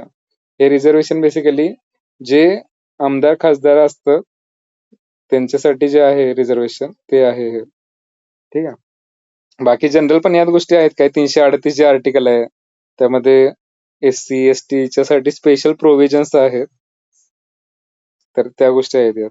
त्यानंतर नेक्स्ट जे आहे पार्ट 17, त्यामध्ये राजभाषा. आता आपल्या इथं सध्या बघितलं असेल मागच्या 2-3 वर्षामध्ये खूप कॉन्ट्रोवर्सी होत असते की एखाद्या बेंगलोरमध्ये आहे तर त्याला कन्नड बोलला नाही तर मारहाण करणे, किंवा मुंबईमध्ये आहे तर मराठीतच बोललं पाहिजे नाहीतर काहीतरी हे करणे, किंवा आपली हिंदी जी आहे ती म्हणजे बेसिकली आपल्या देशाची ऑफिशियल लँग्वेज वगैरे कोणती नाहीये. ठीक आहे. हिंदी जी आहे ती आपली आपण त्यात दिलेलं आहे की बाबा तेव्हा जे लोक होते किंवा आपला नॉर्थ इंडियाचा जो भाग आहे बऱ्यापैकी मध्य प्रदेश पकडला, राजस्थान किंवा उत्तर प्रदेश, बिहार वगैरे हे सगळे रिजन जे आहेत तिथे बऱ्यापैकी हिंदी भाषा बोलली जाते. पण महाराष्ट्रापासून खाली गेला तुम्ही तर प्रत्येक राज्याची वेगळी आहे. कन्नड लँग्वेज वेगळी आहे, तेलुगू आहे, तमिळ आहे, केरला, मल्याळम लँग्वेज आहे त्यांची. सो आपण जेव्हा भारत स्वतंत्र झाला तेव्हा मग काय प्रॉब्लेम होता की बाबा इंग्लिश पण कुणाला येत नव्हती सगळ्यांना, आणि प्रत्येक राज्याची वेगळी भाषा वगैरे होती, आणि भाषेच्या तत्वावरच राज्य तयार झाल्यात नंतर. आधी तशी राज्य नव्हती, आता जी बघतोय आपण तशी भाषेच्या आधारावर. महाराष्ट्र पण राज्य नव्हतं जेव्हा आपला भारत स्वतंत्र झाला तेव्हा. पण नंतर नंतर राज्य जे आहेत ती भाषेनुसार तयार झाली सगळी. सो मग त्या कोणती आता लँग्वेज आपल्याला हिंदी प्रमोट करायची समजा, म्हणजे जेवढे जास्त लोक एक भाषा जे बेसिकली ते मीडियम ऑफ कम्युनिकेशन आहे, म्हणजे संदेश पोहोचवण्याचं एक माध्यम आहे. सो आपल्या देशाची आता विविधता म्हणतो आपण, विविधतेत एकता वगैरे. सो आपल्या देशात हजाराच्या वर लँग्वेजेस आहेत छोट्या छोट्या रिजन मध्ये बोलले, जसं की खानदेशी लँग्वेज वेगळे आहे, विदर्भातली लँग्वेज, कोल्हापूरची लँग्वेज वगैरे. जसं आपलं तालुका जिल्हा बदलेल तसं लँग्वेज मराठी लँग्वेजच आहे ती, पण त्याच्यातलं जे आपण टोन म्हणतो किंवा शब्द म्हणतो ते वेगळे आहेत. आणि स्टेट बदललं तर ऑब्व्हियसली लँग्वेज तर बदलतेच, म्हणजे प्रत्येक स्टेटमध्ये वेगवेगळे लँग्वेजेस आहेत.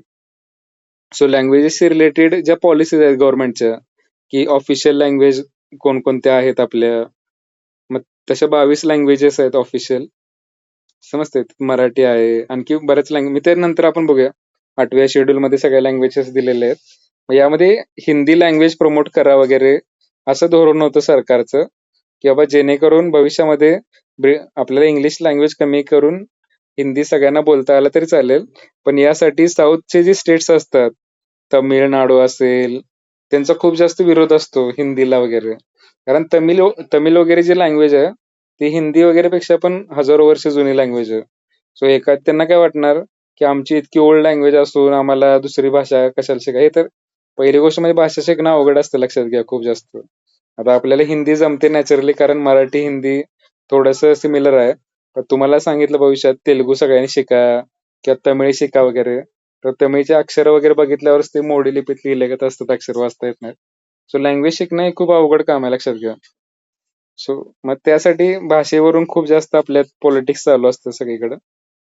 नाही, त्याच्याबद्दलच्या तरतुदी आता आहेत 43 ते 350 351 पर्यंत. त्यानंतर नेक्स्ट जे आहे 352 ते 360, हे इमर्जन्सी प्रोव्हिजन्स आहेत, लक्षात घ्या.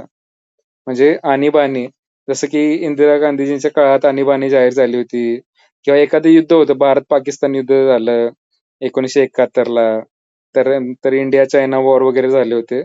त्या काळात मग लोकांचे अधिकार रिस्ट्रिक्ट करून आपल्याला फोकस सगळा जो आहे तो बॉर्डरवर देता यावा, यासाठी मग आणीबाणीच्या तरतुदी आहेत. किंवा जसं की आता आवाज येतो ना सगळ्यांना? Yes no? Yes sir. Okay. आता हे बघा, एक असतं नॅशनल इमर्जन्सी, म्हणजे जसं की युद्ध चालू आहे मोठ्या लेवलचं, किंवा सगळ्या राज्यांमध्येच एकदम सगळ्यांनी सशस्त्र उठाव केला भारताच्या विरोधात वगैरे. आता तसं होणार नाही शक्यतो, सगळे लोक शस्त्र घेऊन वगैरे आले. पण तसं झालं तर नॅशनल इमर्जन्सी लागू शकते. म्हणजे मोदी साहेब डायरेक्टली सांगू शकतात की बाबा आजपासून इमर्जन्सी लागू झाले. पंतप्रधान वगैरे डिक्लेअर करतात ते मंत्रिमंडळाच्या निर्णयानुसार. आता समजा काही राज्यामध्ये काहीतरी प्रॉब्लेम चालू असेल, जसं की मणिपूर राज्य आहे फॉर एक्झाम्पल, तिथे हिंसाचार चालू होता मागचे 2 वर्ष खूप जास्त प्रमाणात. रिजनल पॉलिटिक्स असेल, रिझर्वेशन असेल, त्यांचे एकमेकांशी तिथं हे बघा, ते जे नॉर्थ ईस्टचे स्टेट्स आहेत ना, ते बेसिकली तिथे ट्रायबल लोक खूप जास्त आहेत, आदिवासी लोक जास्त आहेत. मग त्यांच्यात प्रॉब्लेम काय होतो, आदिवासी बेसिकली कसं असतं, त्यांचं एक एरिया असतो, बाबा या क्षेत्रामध्ये हे आहेत ट्रायबल, या क्षेत्रामध्ये हे आहेत.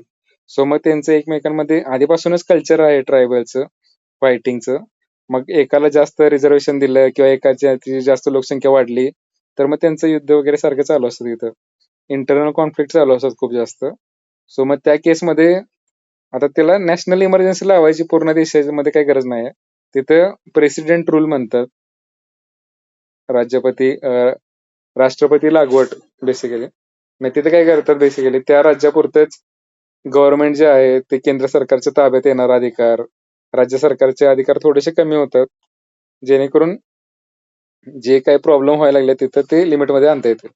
किंवा कधी कधी काय होतं, प्रेसिडेंट रूल महाराष्ट्रात पण खूप वेळा लागल्या ठिकाणं, जेव्हा आपलं एखादं सरकार जे आहे ते अचानक कोलॅप्स होतं. म्हणजे आता समजा बीजेपीचं सरकार आहे, बीजेपी, त्यानंतर हे शिंदे गट आहे, अजित पवार गट आहे, तर त्यातलं समजा 2 गट निघून गेले, अजित पवार गट आणि शिंदे गट निघून गेले त्यातनं, तर ह्यांचं जे मेजॉरिटी ती राहणार नाही समजा बीजेपीची.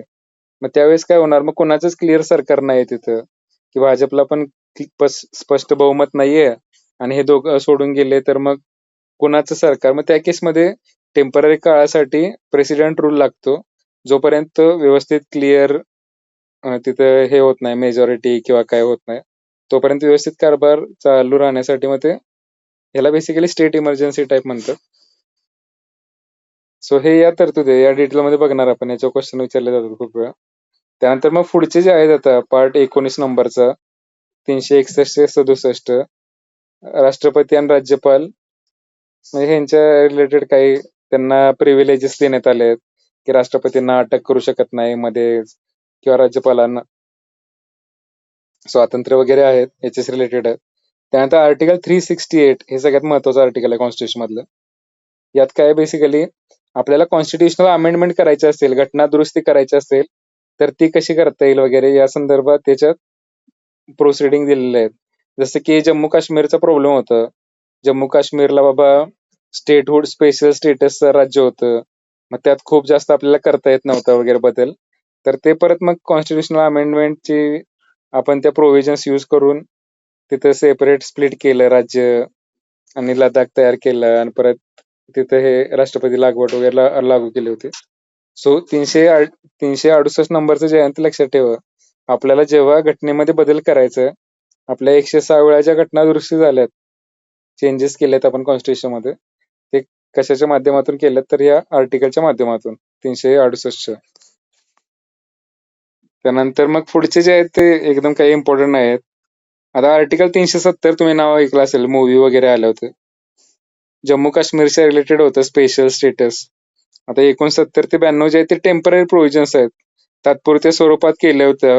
कारण भारत स्वतंत्र झाला तेव्हा आपल्याला मोठे इश्यूज खूप जास्त होते. पॉवर्टी होतं, गरिबी होती, मालन्यूट्रिशन होते, खूप जास्त गरीब अवस्था होती. सो त्यावेळेस डिसिजन घ्यायला एवढं जास्त फ्रीडम नव्हतं. सो टेम्पररी प्रोव्हिजन्स होते त्या काळी काही आणि स्पेशल प्रोव्हिजन्स होत्या. ठीक आहे. जसं की 71 मध्ये महाराष्ट्राला पण स्पेशल प्रोव्हिजन आहे. महाराष्ट्र आणि गुजरात जेव्हा स्प्लिट झाले तेव्हा मग विदर्भ रिजनसाठी आणि बाकी रिजनसाठी गुजरातमधल्या सौराष्ट्र रिजनसाठी स्पेशल प्रोव्हिजन केलं होतं. सो त्याचे रिलेटेड आहेत कलम 371, 370 टेम्पररी प्रोव्हिजन्स होत्या किंवा स्पेशल प्रोव्हिजन्स आहेत. आणि लास्टचे 2 आर्टिकल जे आहेत ते 93-95 ते शॉर्ट टायटल्स म्हणजे थोडक्यात तुम्ही एखादा प्रोजेक्ट केला असेल, अपेंडिक्स वगैरे जे असतं किंवा काही ट्रान्सलेशनचं असेल रिलेटेड वगैरे आणि काही गोष्टी कॅन्सल केलेल्या आहेत तर या आहेत. सो हा भाग काही युजलेस आहे आपल्या दृष्टीनं शेवटचं. कारण हे टायटल्स वगैरे जे म्हणतो आपण जसं इंडेक्स मध्ये टायटल वगैरे असतं किंवा काही टीप वगैरे लिहिलेलं आहे शेवटी तर ते तसं आहे. समजतंय? आता मी ब्रीफ मध्ये सांगितलंय. आपण ह्याच्या पुढचे सेशन्स आहेत सगळे ते 1 बाय 1 सगळे पार्ट्स बघणार आहोत. आता 12 शेड्यूल्स आहेत. जसं की भाग बघितले आपण ऑलमोस्ट 25 भाग आहेत कॉन्स्टिट्यूशनचे. मग त्यामध्ये 4A, 9A, 9B वगैरे असे नंबरिंग आहे. सलग 1 ते 25 नंबर नाहीत लक्षात घ्या. 22 लाच संपलाय हा नंबर. पण त्यातला 7व्या नंबरचं डिलीट केलेलं आहे. हा भाग डिलीट आहे. सो हा नाहीच आहे. आणि 9A, 9B त्यानंतर 4A आणि इथं परत 14A आहे. सो हे 4 भाग आणि ते राहिलेले 21 असं 25 भाग आहेत. समजतंय? सो पार्ट्स आहेत ते सिक्वेन्शियली आहेत ते. म्हणजे आर्टिकल 1 पासून 395 पर्यंत आपण जेव्हा जाणार सिक्वेन्समध्ये सो त्याचे वेगवेगळे भाग केलेले आहेत.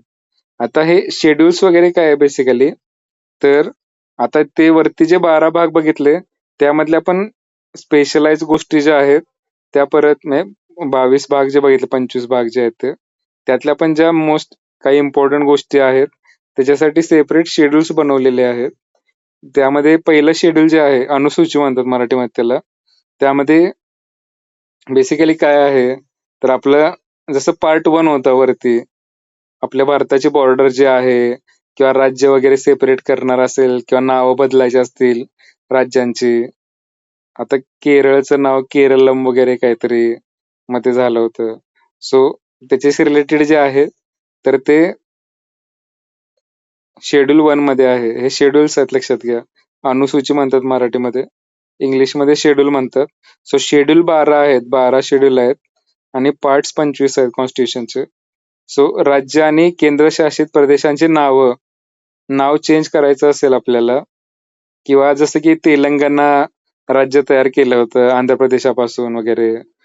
समजतंय? उत्तराखंड राज्य तयार झालं होतं उत्तर प्रदेश पासून. छत्तीसगड वगैरे तयार झालं होतं मध्य प्रदेश पासून. बिहारचं स्प्लिट करून त्यात झारखंड झालं. पंजाबचं स्प्लिट होऊन मग त्यात हरियाणा, हिमाचल प्रदेश झालं. सो हे जे चेंजेस वगैरे होतात त्याच्याबद्दल शेड्यूल 1 मध्ये माहिती आहे. ठीक आहे की काय करता येईल, कशाशी रिलेटेड आहे. त्यानंतर शेड्यूल 2 जे आहे ते आता हे बघा यांच्या वेतनाशी रिलेटेड आहे.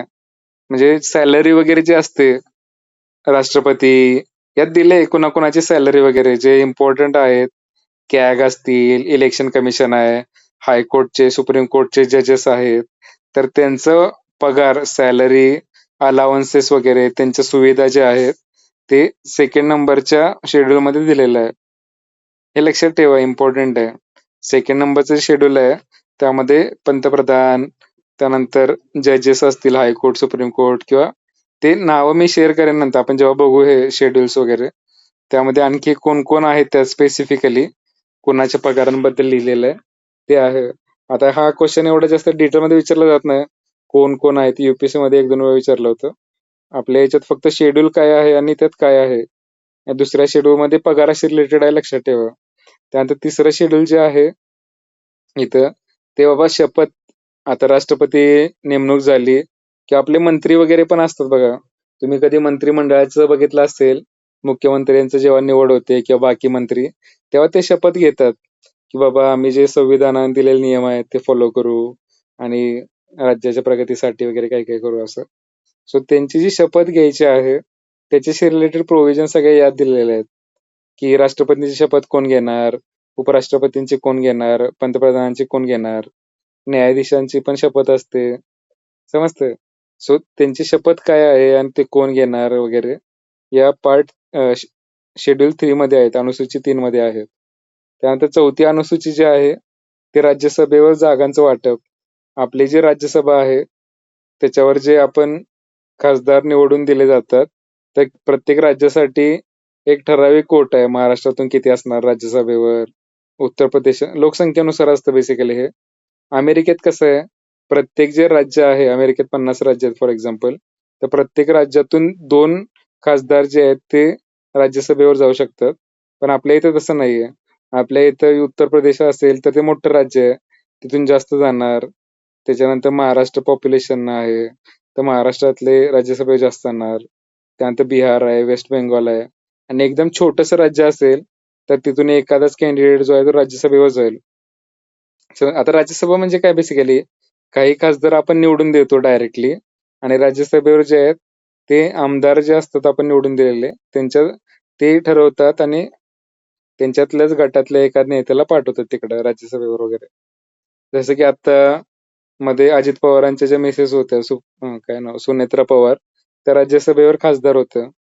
समजतंय? मग त्या परत अजित पवारांचं निधन झालं तर त्यांनी खासदारकीचं सोडलं तिथं आणि त्या आमदार झाल्या आणि परत उपमुख्यमंत्री आणि परत मग त्यांची जागा वॅकंट राहिली आता खासदारकीची राज्यसभेतली.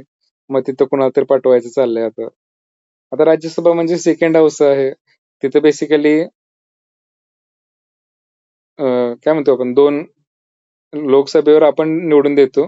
राज्यसभेवर आणखी असतात जेणेकरून बाबा डायरेक्टली एखादं बिल वगैरे जे मंजूर होणार त्याच्यावर चर्चा वगैरे व्हावी आणि 2 हाऊसेस जर असतील तर व्यवस्थित डिस्कशन होऊन एकानं काहीतरी चूक केली तर दुसरा रेक्टिफाय करेल वगैरे या पर्पजनं आहे हे. आणि याच्यात जागांचं वाटप दिलेलं आहे. जागांचं वाटप म्हणजे कोणत्या राज्यासाठी किती जागा वगैरे असतील त्याच्या संदर्भात 4थ्या शेड्यूलमध्ये दिलेलं आहे. हे लक्षात ठेवा. हे बघा, ही जी स्लाइड आहे ना शेड्यूलची, एक क्वेश्चन येणार असं लक्षातच ठेवा तुम्ही. मॅच द पेअर असेल किंवा 7व्या शेड्यूल मध्ये काय आहे, 5व्या शेड्यूल मध्ये काय आहे, सरळ विचारतात. प्रिव्हियस इयर पेपर जर बघितले तरी लक्षात येईल तुमच्या 3-4 वेळा क्वेश्चन आलेला आहे. त्यानंतर 5वं शेड्यूल जे आहे त्यामध्ये अनुसूचित म्हणजे शेड्युल्ड एरियाज आणि शेड्युल्ड ट्राईब्स म्हणजे आदिवासी लोक जे आहेत किंवा शेड्युल्ड एरियाज असतात त्याच्याशी रिलेटेड प्रशासन कसं करायचं, नियंत्रण कसं करायचं. कारण मी मगाशी सांगितलं आदिवासी लोक जे आहेत त्यांची भाषा वेगळी असते, फूड हॅबिट्स वेगळे आहेत, त्यांच्या कस्टम्स ट्रेडिशन्स वेगळे असतात, रूढी परंपरा वेगळ्या आहेत. आपल्यासारखं नॉर्मल नाही आहे त्यांच्यात, त्यांचे जुने टाईपमध्ये असतात. सो त्यानुसार त्यांच्यासाठी स्पेशल प्रोव्हिजन्स पाहिजेत. त्यांचं म्हणजे आपल्या इथं जसं की ग्रामपंचायतीच्या निवडणुका होतात तसं त्यांच्यात नाही होत जास्त. त्यांचं स्ट्रक्चर जे आहे सोशल स्ट्रक्चर ते वेगळं आहे. सो त्यांच्यासाठी स्पेशल प्रोव्हिजन्स आहेत की ज्या याच्यात दिलेत. आणि 5व्यात आणि 6व्यात फरक काय माहितीये का, 6 शेड्यूल मध्ये पण अनुसूचित आदिवासी क्षेत्रांसाठी आहे, पण हे 4 राज्यांसाठीच आहे. या कोणकोणती 4 राज्य आहेत, आसाम, मेघालय, त्रिपुरा आणि मिझोराम. ही लक्षात ठेवा, नाव इम्पॉर्टंट आहे 6वं. कारण तुम्हाला वाटेल की बाबा 6वं जे अनुसूची आहे ते जर आदिवासी क्षेत्र आणि शेड्युल्ड ट्राईबसाठी आहे, तर हे पूर्ण भारतातल्या सगळ्या शेड्युल्ड एरियाज आणि शेड्युल्ड ट्राईबसाठी आहे, पूर्ण भारत, होल इंडिया. मग त्यामध्ये महाराष्ट्रातल्या काय रिजन असेल, छत्तीसगडचा आहे, झारखंडचा आहे, तिकडचे वरचे असतील, त्यामध्ये जिथं आदिवासी लोक आहेत त्यांच्याशी रिलेटेड आहे 5वं शेड्यूल. पण 6वं जे आहे ते स्पेसिफिकली या 4 राज्यांपुरतंच आहे, आसाम, मेघालय, त्रिपुरा आणि मिझोराम. बाकी राज्यांसाठी नाही आहे 6 शेड्यूल. म्हणजे या राज्यांसाठी स्पेशल प्रोव्हिजन्स आहेत तिथल्या क्षेत्रांसाठी. सो ही नावं लक्षात ठेवायची, क्वेश्चन आलेले आहेत खूप वेळा. कारण आसाम परत अरुणाचल प्रदेश आहे का किंवा नागालँड आहे का, सिक्कीम आहे का, असं क्वेश्चन मध्ये तुम्हाला कन्फ्युजन नको आहे. ATM स्क्वेअर हा ॲब्रिव्हिएशन आहे याचं.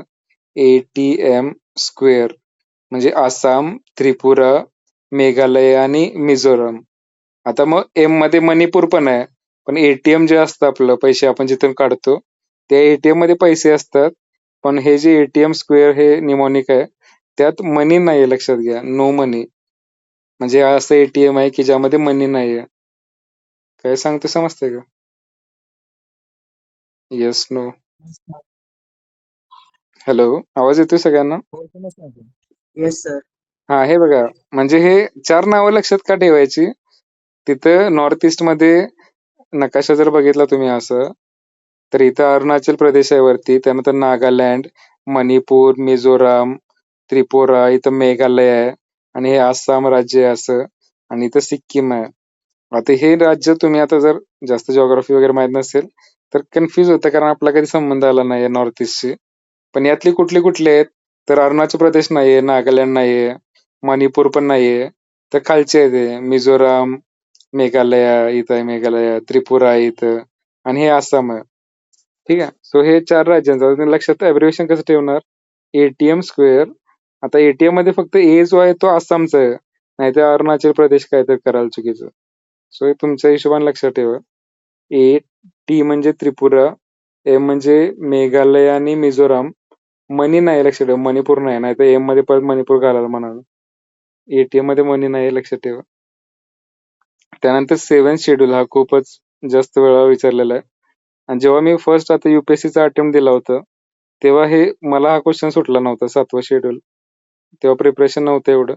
ते लक्षात राहत नाही, कारण जेव्हा आपण पॉलिटी, आता लक्ष्मीकांत मी वाचलं होतं 3 वेळा, पण आपण कुठल्या एरियावर प्रायोरिटी द्यायची किंवा कुठला विचारला जातो 100% वाचायचंच आहे, ते शेवटी शेवटी आपल्याला इतकं वाचतो आपण की बेसिक बेसिक गोष्टी पण लक्षात राहत नाहीत.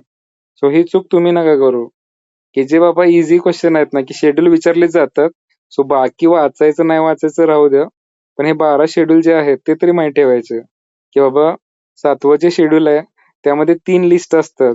एक आहे युनियन लिस्ट, एक आहे स्टेट लिस्ट आणि एक आहे कॉन्करंट लिस्ट.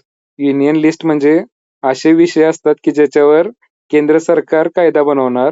स्टेट लिस्ट मध्ये असे विषय असतात की ज्याच्यावर राज्य सरकार कायदा बनवणार. आणि कॉन्करंट लिस्टला समवर्ती सूची म्हणतात, की ज्यामध्ये केंद्र सरकार पण बनवू शकतं कायदा, राज्य सरकार पण बनवू शकतं. पण या दोघांचे कायदे सिमिलर लाईन्सवर असतील तर ठीक आहे. पण एखादा जर अपोजिट असतील, म्हणजे राज्यानं वेगळाच बनवलाय, केंद्रानं वेगळाच बनवलाय, तर कोणाचं सुपेरियर ठरतो? तर केंद्राचं, युनियन गव्हर्नमेंटचं. समजतंय? सो 7व्या सूचीमध्ये काय लक्षात ठेवा, 3 लिस्ट आहेत, युनियन, स्टेट लिस्ट आणि कॉन्करंट लिस्ट. म्हणजे डिव्हिजन ऑफ पॉवर आहे. पॉवर जी आहे आपली सरकारची, स्टेटला काय पॉवर असायला पाहिजे, सेंटरला काय पॉवर पाहिजे, आणि दोघात पॉवर शेअरिंग काय आहे याच्याशी रिलेटेड आहे हा सत्ता विभाजन. त्यानंतर 8 शेड्यूल जे आहेत त्यामध्ये भाषा आहेत सगळ्या आपल्या. 22 लँग्वेजेस आहेत, ऑफिशियल लँग्वेजेस. ओके. त्यात मराठी आहे, वेगवेगळ्या ज्या भाषा आहेत आपल्या सगळ्या राज्यांच्या, गुजराती, त्यानंतर हिंदी असेल, तमिळ, तेलुगू वगैरे सगळ्याच्या भाषा. ऑफिशियल लँग्वेजेस म्हणतात त्याला, ऑफिशियल लँग्वेजेस. आता यात 22च आहेत, लक्षात घ्या. तशा तर इंडियामध्ये 1000च्या वर लँग्वेजेस बोलल्या जातात, पण या यादीमध्ये 22च लँग्वेजेस आहेत. आता त्या कोणकोणत्या आहेत ते नंतर शेअर करेन मी. आणि काही लँग्वेजेस नंतर ऍड झाल्या आहेत खूप साऱ्या, कॉन्स्टिट्युशनल अमेंडमेंट करून त्यामध्ये. त्यानंतर 9th जे, आता हे बघा, आपलं जेव्हा 1950 साली प्रजासत्ताक झालं तेव्हा 8 शेड्यूल होते, इथपर्यंतच होतं, एवढंच. समजतं? जेव्हा 26 जानेवारी 1949 साली, त्यानंतर मग हे 4 जे आहेत हे नंतर ऍड झालेले आहेत शेड्यूल. आधी 8 शेड्यूल होते, नंतर जास्त ऍड झालेत. तुम्हाला अभ्यास जास्त करावा लागावा पेपरसाठी यामुळं. त्यात पहिलंच काय आहे बघा, 9वं शेड्यूल जे आहे नंतर ऍड झालेलं, ते 1951 मध्ये ऍड झालंय. आपला प्रजासत्ताक झाला 1950 ला, सगळं कॉन्स्टिट्युशन अंमलात आलं, लगेच पहिल्या वर्षीच यांनी ऍड केलं काहीतरी नवीन, कॉन्स्टिट्युशनल अमेंडमेंट केली. जवाहरलाल नेहरू होते त्यावेळेस पंतप्रधान, आणि लगेच काय केलं यांनी, 9 शेड्यूल ऍड केलं, की बाबा यात 9 शेड्यूल मध्ये काय आहे, स्पेशल सब्जेक्ट वगैरे टाकलेतात, की जर कायदा एखादा बनवला केंद्र सरकारनं तर त्याच्या विरोधात कोण जाऊ शकत नाही कोर्टात वगैरे, असं काहीतरी बनवलं होतं. पण हे नंतर कोर्टाने कॅन्सल केलं केशवानंद भारती केसमध्ये वगैरे, की काही गोष्टी ज्या असतील, जर लोकांचे तुम्ही अधिकारच काढून घेतले सगळे फंडामेंटल राईट्स आणि ते आम्ही 9 शेड्यूल मध्ये टाकतो म्हणलं, की आता लोकांना काहीच अधिकार नाहीत भारताचं, आम्ही म्हणू तसंच करायला पाहिजे लोकांनी, तर हे चुकीचं आहे. आपलं बेसिक जे फिलॉसॉफी आहे कॉन्स्टिट्यूशनची त्याच्या विरोधात जातं. सो तसं जर एखादी गोष्ट होत असेल तर कोर्ट कॅन्सल करू शकतं हे.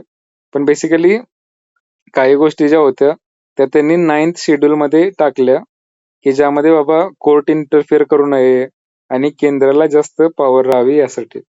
सो ही पहिली कॉन्स्टिट्युशनल अमेंडमेंट होती, स्पेशल प्रोव्हिजन्स पहिल्या घटना दुरुस्तीने केलं. पहिलीच घटना दुरुस्ती लक्षात ठेवा, फर्स्ट कॉन्स्टिट्युशनल अमेंडमेंट ऍक्ट 1951चा, की ज्यामध्ये हे 9th शेड्यूल ऍड झालं. त्यानंतर मग 10th शेड्यूल जे आहे ते हे लक्षात खूप इम्पॉर्टंट आहे, खूप जास्त इम्पॉर्टंट. आता जर बघितलं तुम्ही काल परवाची न्यूज, याच्याशी रिलेटेडच आहे. 10वी जी अनुसूची आहे शेड्यूल, त्यामध्ये पक्षांतर विरोधी कायदा आहे.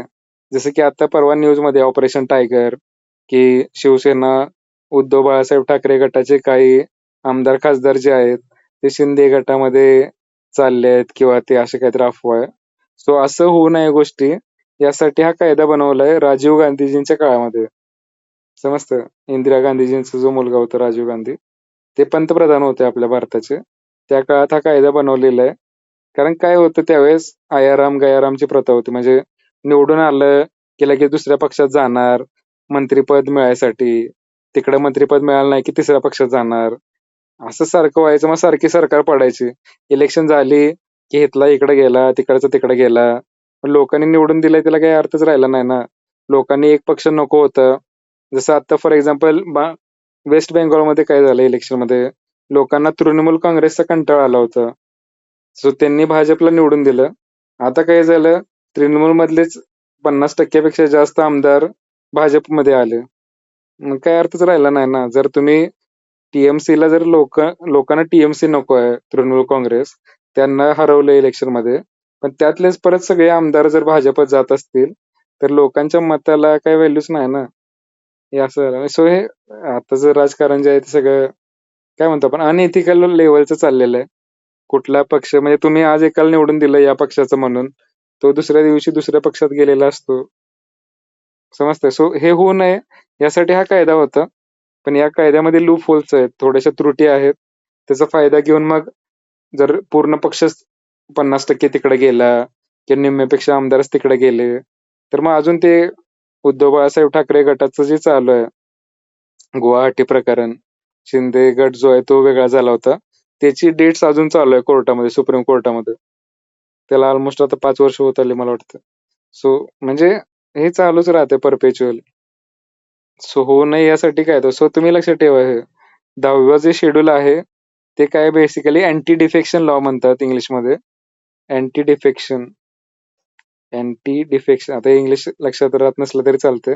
पक्षांतर विरोधी कायदा लक्षात ठेवा मराठीमध्ये, की एका पक्षातून सोडून दुसऱ्या पक्षात कोण गेला निवडून आल्यानंतर, तर त्याला पक्ष म्हणजे त्याला त्या पदाचा राजीनामा द्यावा लागतो. जसं की फॉर एक्झाम्पल उदयनराजे भोसले होते, तर ते आधी राष्ट्रवादीच्या ह्याच्यात होते आणि ते नंतर बीजेपी मध्ये गेले, तर त्यांना राष्ट्रवादीकडून जेव्हा ते खासदार बनले होते ती सीट जी आहे ती सोडावी लागली आणि परत बीजेपी मध्ये गेल्यानंतर नव्याने इलेक्शन लढून ती जिंकावी लागली. कारण तुम्ही तसं राहत नाही, एका पक्षात सोडून जर तुम्ही दुसऱ्या पक्षात गेला तर तुम्हाला ते राजीनामा द्यावा लागतो त्याचं पदाचं. त्यानंतर मग 11वं शेड्यूल काय बघा, 11वं आणि 12वं जे आहे ते, 11वं जे आहे ते 73व्या घटना दुरुस्तीनं ग्रामपंचायतीशी रिलेटेड आहे. मगाशी मी सांगितलं ग्रामपंचायतीमध्ये सरपंच इलेक्शन, त्यांचं फंडिंग, हे इम्पॉर्टंट आहे लक्षात घ्या. 11वी म्हणजे ग्रामपंचायत, 12वी म्हणजे नगरपालिका. सो हे पण नंतर ऍड झालं 1992 मध्ये. हे पण 1992. ही 73वी घटना दुरुस्ती ग्रामपंचायत, 74वी घटना दुरुस्ती नगरपालिका. मग यात 29 विषय आहेत की ज्याच्यावर ग्रामपंचायत कामं करू शकते. नगरपालिकेमध्ये 18 विषय आहेत, जसं की तुमचा रस्ते असतील गावातले, लाईटची सोय असेल, पाण्याची असेल, हॉस्पिटल असेल, असे विषय दिलेले आहेत. ओके. त्यानंतर लास्टचा पार्ट बघूया. ऍक्च्युली मला दुसरं कम्प्लीट करायचं होतं पण पहिलंच चाललंय अजून. ठीक आहे, समजतंय ना पण तुम्हाला काय सांगतोय ते? हो सर. हम्म. म्हणजे हे जे शिकवते ते मोस्ट इम्पॉर्टंट आहे. हेच परत आपण डिटेलमध्ये बघणार आहोत पुढच्या सेशनमध्ये. फक्त तुम्हाला थोडीशी आयडिया यावी स्टार्टिंगलाच, यासाठी जरा जास्त डिटेलमध्ये सांगतो. आता हे बघा, हे जे आहे तुम्ही सगळ्यांनी वाचलं असेल, शाळेमध्ये कंपल्सरी केलंय. भारताच्या संविधानाची प्रिॲम्बल आहे. प्रिॲम्बलला मराठीत उद्देशिका म्हणतात. म्हणजे बेसिकली समरी किंवा ऍब्स्ट्रॅक्ट म्हणू शकतो आपण कॉन्स्टिट्यूशनचं. कॉन्स्टिट्यूशन एवढी मोठी आहे, जसं मी शेअर केलं आता 300 पानाचे आहे फॉर एक्झाम्पल. तर ते सर्वसामान्य लोक काय, आता आपण तुम्ही तरी अभ्यास करताय एमपीएससीचा किंवा परीक्षा द्यायची तुम्हाला म्हणून तुम्ही वाचताय. पण नॉर्मल लोकांना काय वाचणं होणार नाही एवढं कॉन्स्टिट्यूशन. त्यांना सोपे शब्द समजावं की बाबा संविधानाचा अर्थ काय आहे, काय आहे आपला भारत देश, यासाठी हे प्रिॲम्बल बनलेलं आहे. आणि कुठल्या देशाकडून घेतलंय आपण, तर अमेरिकेकडून, युएसए. हे पण लक्षात ठेवा गोष्ट. युएसए चे पण प्रिॲम्बल आहे त्यांच्या कॉन्स्टिट्यूशनची. आता यात काय काय सांगितले बघा. आम्ही भारताचे लोक, भारताचे एक हे शब्द मग गेल्या लेक्चर मध्ये सांगितले तुम्ही.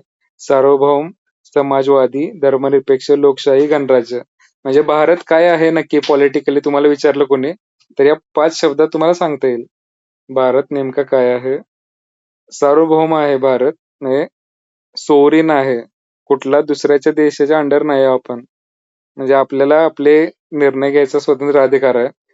अमेरिकेनं सांगितलं हे करा, आपण बांधील नाही त्यांना. त्यानंतर समाजवादी म्हणजे सोशलिस्ट, की ज्यामध्ये गरीब लोक असतील, कामगार असतील, त्यांच्या हिताचे निर्णय घेणारा देश आहे. धर्मनिरपेक्ष म्हणजे ऑफिशियल रिलीजन नाही कुठला आपलं, सर्व धर्म समभाव आपण जे म्हणतो, की सर्व धर्मांना समान ट्रीटमेंट वगैरे. लोकशाही म्हणजे डेमोक्रेटिक, जे इलेक्शन्स वगैरे होतात, लोक त्यांच्यापैकीच एकाला निवडून देतात. आणि गणराज्य म्हणजे रिपब्लिक म्हणतात बेसिकली, की आपले जे हेड आहेत राष्ट्रपती, तर ते लोकांच्या थ्रू निवडले गेलेले आहेत. म्हणजे आपण आमदारांना निवडतो, खासदारांना निवडतो आणि ते निवडतात राष्ट्रपती. पण असं नाही की कोणतरी राजा आहे आणि तो बनलाय, लोकांनीच इनडायरेक्टली त्याला निवडून दिलेलं आहे हेड ऑफ द स्टेटला. आता हे पहिलं झालं बघा.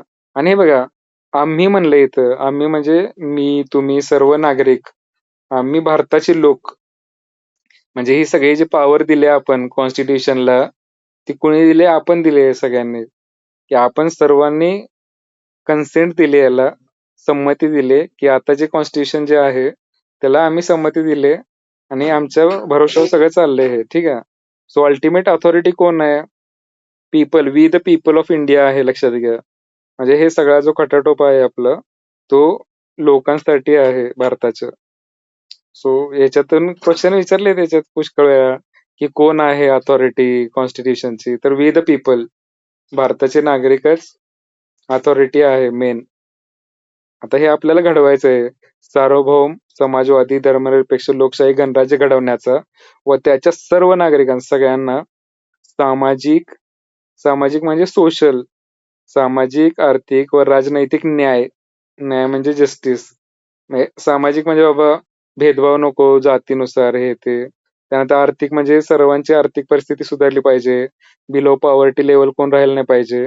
आणि पॉलिटिकल म्हणजे तुम्हाला इलेक्शन लढवायचे असेल, लढता यावी. असं नाही की बाबा तुम्हाला इलेक्शनच लढवून दिली जात नाहीये. किंवा राजनैतिक जे असतात बाकी, मत देण्याचा अधिकार वगैरे. सो सगळ्यांना हे न्याय मिळाला पाहिजे या केसमध्ये, जस्टिस. त्यानंतर विचाराचे स्वातंत्र्य, विचार कुठले कुठले स्वातंत्र्य आहेत बघा आपल्याला. विचाराचं, फ्रीडम ऑफ थॉट.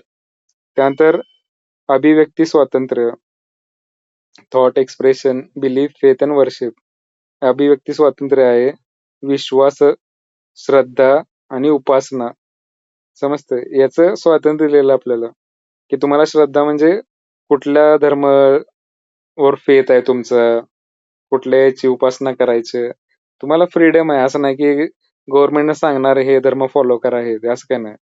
विश्वास, अभिव्यक्ती स्वातंत्र्य आहे तुम्हाला, आणि तुमची पर्सनल आयडेंटिटी जपण्याचा अधिकार आहे तुम्हाला. तुम्हाला विचाराचं स्वातंत्र्य आहे, म्हणजे तुमच्या विचारावर कोण बंदी घालू शकत नाही.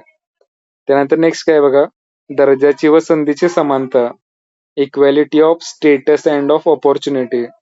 म्हणजे काय, समानता मी सांगितलं होतं काल, की सर्व भारताचे नागरिक जे आहेत ते इक्वल आहेत, कोण कमी नाहीये, कोण जास्त नाहीये. आता काही प्रिव्हिलेजेस असतात, लक्षात घ्या. म्हणजे राष्ट्रपती जे आहे त्यांना संरक्षण असेल किंवा थोड्याशा गोष्टी असतील, पण ते आणि आपण काही वेगळे नाही आहोत की राष्ट्रपती आहेत म्हणून काही ते आपल्या जास्त अभाव आहेत असं नाही. रिस्पेक्ट आहे दर्जाची व संधीची, म्हणजे अपॉर्च्युनिटी मिळायला पाहिजे. मग ह्याच्यातूनच ते रिझर्वेशन जे आहे ते आलेलं आहे की संधीची समानता मिळावी. काही लोक जे मागे राहिलेत त्यांना पण जॉबमध्ये संधी मिळावी यासाठी रिझर्वेशन पॉलिसी वगैरे. त्यानंतर निश्चितपणे प्राप्त करून देण्याचं आणि त्या सर्वांमध्ये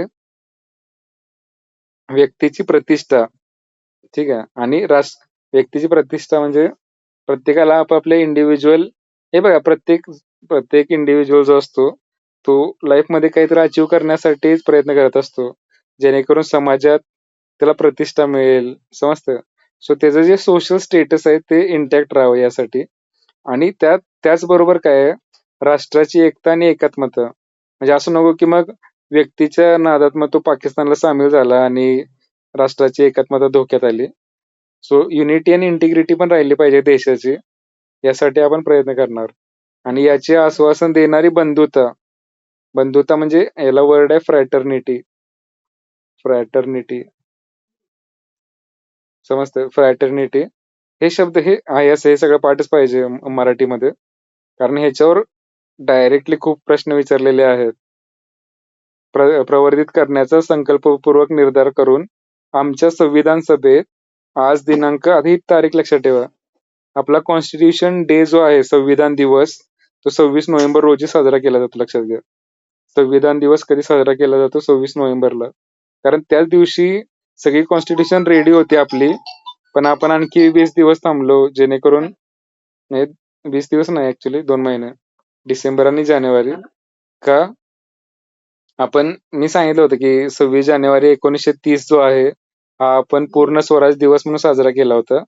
सो त्यामुळेच ह्या दिवशी जरी तयार होती पूर्ण कॉन्स्टिट्यूशन, तरी आपण प्रजासत्ताक दिन जो आहे तो 26 जानेवारी पर्यंत थांबलो. आता यावेळेस हे बघा, 26 नोव्हेंबरला काही गोष्टी आपण अंमलात आणल्या, पण बऱ्यापैकी ज्या प्रोव्हिजन्स होते त्या नंतर 26 जानेवारीला अंमलात आणल्या. सो इथं काय लिहिलंय बघा, आज दिनांक 26 नोव्हेंबर 1949 रोजी याद्वारे हे संविधान अंगीकृत आणि अधिनियमित करून स्वतः परत अर्पण करत आहोत. म्हणजे आम्ही स्वीकारतोय बाबा संविधान हे, असं डिक्लेअर केलं होतं त्यावेळेस, आणि सह्या केल्या होत्या लोकांनी तिथं, की जेवढे जेवढे उपस्थित होते त्यांनी सह्या केल्या, आज आम्ही स्वीकार करतोय आपल्या वतीनं. ठीक आहे. सो हे आहे असं पार्ट पाहिजे लक्षात घ्या. याच्यावर एक क्वेश्चन तर येणार तुम्हाला गॅरंटेड, तुमची जी प्रिलिम आहे ना. मग त्यात प्रश्न काय विचारतात, आपल्याला स्वातंत्र्य कशाचं आहे, आणि 4-5 ऑप्शन देणार खाली. विचाराचं स्वातंत्र्य आहे का, अभिव्यक्तीचं आहे का, विश्वास, श्रद्धा, उपासना, समजतंय. हे शब्द माहितीच पाहिजे तुम्हाला. कशाचं स्वातंत्र्य आहे, तर या 5 गोष्टींचं स्वातंत्र्य आहे: विचार, अभिव्यक्ती, विश्वास, श्रद्धा, उपासना. समानता कशाची आहे, तर दर्जाची आणि संधीची, स्टेटस अँड ऑपॉर्च्युनिटीची इक्वॅलिटी आहे. त्यानंतर युनिटी कशाची आहे, राष्ट्राची युनिटी आणि इंटिग्रिटी राहिली पाहिजे, फ्रॅटर्निटी. त्यानंतर धर्मनिरपेक्ष. हे 5 शब्द जे आहेत ते, समजते, या गोष्टी लक्षात ठेवायच्या. काय सांगतो समजतंय का? Yes, no? Yes sir. किती जणांचं हे पाठ आहे, उद्देशिका वगैरे पाठ आहे का नाही? शाळेमध्ये तुमच्या होतं का नाही, हे का नव्हतं? होतं सर. हा. सो आता हे मराठी इंग्लिश कशात जरी असेल, तुम्हाला इंग्लिशमध्ये असेल तरी पण बायलिंग्वल पेपर असतो आपला. सो इंग्लिश पार्ट असेल, वेल अँड गुड. मराठी पार्ट असेल, चांगली गोष्ट. नसेल पार्ट तर करायचं, लक्षात ठेवा. जसं आपलं राष्ट्रगीत आहे, राष्ट्रगीत एक वेळ विचारलं जात नाही पेपरमध्ये. राष्ट्रगीत आपण लहानपणापासून म्हणत असतो त्यामुळे पाठ आहे, पण हे जे आहे ते विचारलं जातं पेपरमध्ये, समजतंय.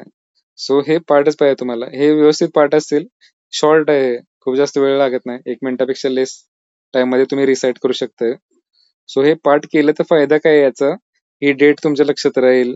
त्यानंतर वी द पीपल, म्हणजे आम्ही भारताचे लोक जे आहोत ते अथॉरिटी आहोत. भारत काय आहे, तर हे 5 गोष्टींचा हा देश आहे. कशाचं स्वातंत्र्य आपल्याला, कसला न्याय मिळवायचा आहे, तर सामाजिक, आर्थिक आणि राजनैतिक न्याय मिळवायचा. हे नंतर चेंज करतात, न्याय कुठला पाहिजे विचारतात, आणि त्यामध्ये मग हे काही ते खालचं टाकतात, दर्जाचा न्याय, संधीचा न्याय, विश्वासाचा न्याय, समजतं. सो न्याय कुठला पाहिजे, या 3 गोष्टींशी रिलेटेड न्याय पाहिजे. त्यानंतर या 5 गोष्टींचं स्वातंत्र्य पाहिजे आणि या 2 गोष्टींची समानता पाहिजे आपल्याला. समजतंय? मग यात प्रतिष्ठा व्यक्तीची पाहिजे, राष्ट्राची एकता पाहिजे, एकात्मता पाहिजे. सो हे पार्ट जर असेल, इझिली तुम्हाला 1 मार्क मिळू शकतो. नसेल तर मग थोडंसं त्यावेळेस विचार करावा लागेल काय आहे नक्की. कारण हे जे आहे ते स्टँडर्ड टेक्स्ट आहे, जे आपण स्वीकार केलेलं आहे आणि समरी आहे थोडक्यात आपल्या कॉन्स्टिट्यूशनची. सो हे जर लक्षात राहिलं तर वेल अँड गुड. मग 1 मार्क फिक्स मिळणार तुम्हाला याच्याशी रिलेटेड. चालेल मग ठीक आहे. ऑलमोस्ट 1 hour 20 minutes झालं. कोणाला काय डाऊट आहे आज शिकवलं त्यामध्ये? Yes, no? नो. ठीक आहे, काही इश्यू नाही. डाऊट वगैरे फक्त एक काम करायचं, आता जे मी शिकवलं ना तुम्हाला ते ओरिजिनल कॉन्स्टिट्यूशन मधून. आता ऍक्च्युली उद्यापासून मी पार्ट घेणार आहे, पार्ट 1, 2, 3, 4 वगैरे सगळं. सो ते नंतर ओरिजिनल कॉन्स्टिट्यूशन मी शेअर जे केले ना तुम्हाला त्यामधून रीड करून घ्या. म्हणजे कसं आहे, ओरिजिनल टेक्स्ट जेव्हा रीड करा, आता हे ओरिजिनल आहे सगळं, हे कॉन्स्टिट्यूशन मध्ये दिलेलं आहे, मी चेंज नाही केलं काय चॅट जीपीटी मध्ये, हे आहे असं आहे. तर फोटो पण हा आहे असं. सो तसंच तुम्ही ओरिजिनल जेव्हा ते रीड करायला शेअर केलं ग्रुपवर, त्याचा फायदा काय असतो, तुम्हाला शब्द कळतील, टेक्निकल टर्म्स काय आहेत, जेणेकरून एक्झाम मध्ये तसे शब्द आले डायरेक्टली तर घाबरायला नको तुम्हाला. मी सोप्या लँग्वेज मध्ये सांगण्याचा प्रयत्न करतोय बोलीभाषेत, पण ओरिजिनल टेक्स्ट जेवढा तुम्हाला चांगला माहित असेल कॉन्स्टिट्यूशनचं, तेवढं तुम्हाला बेटर आन्सर करता येईल एक्झाम मध्ये. ठीक आहे, चालेल, एंड केलं तरी चालेल आता, कोणाला काय डाऊट नसेल तर.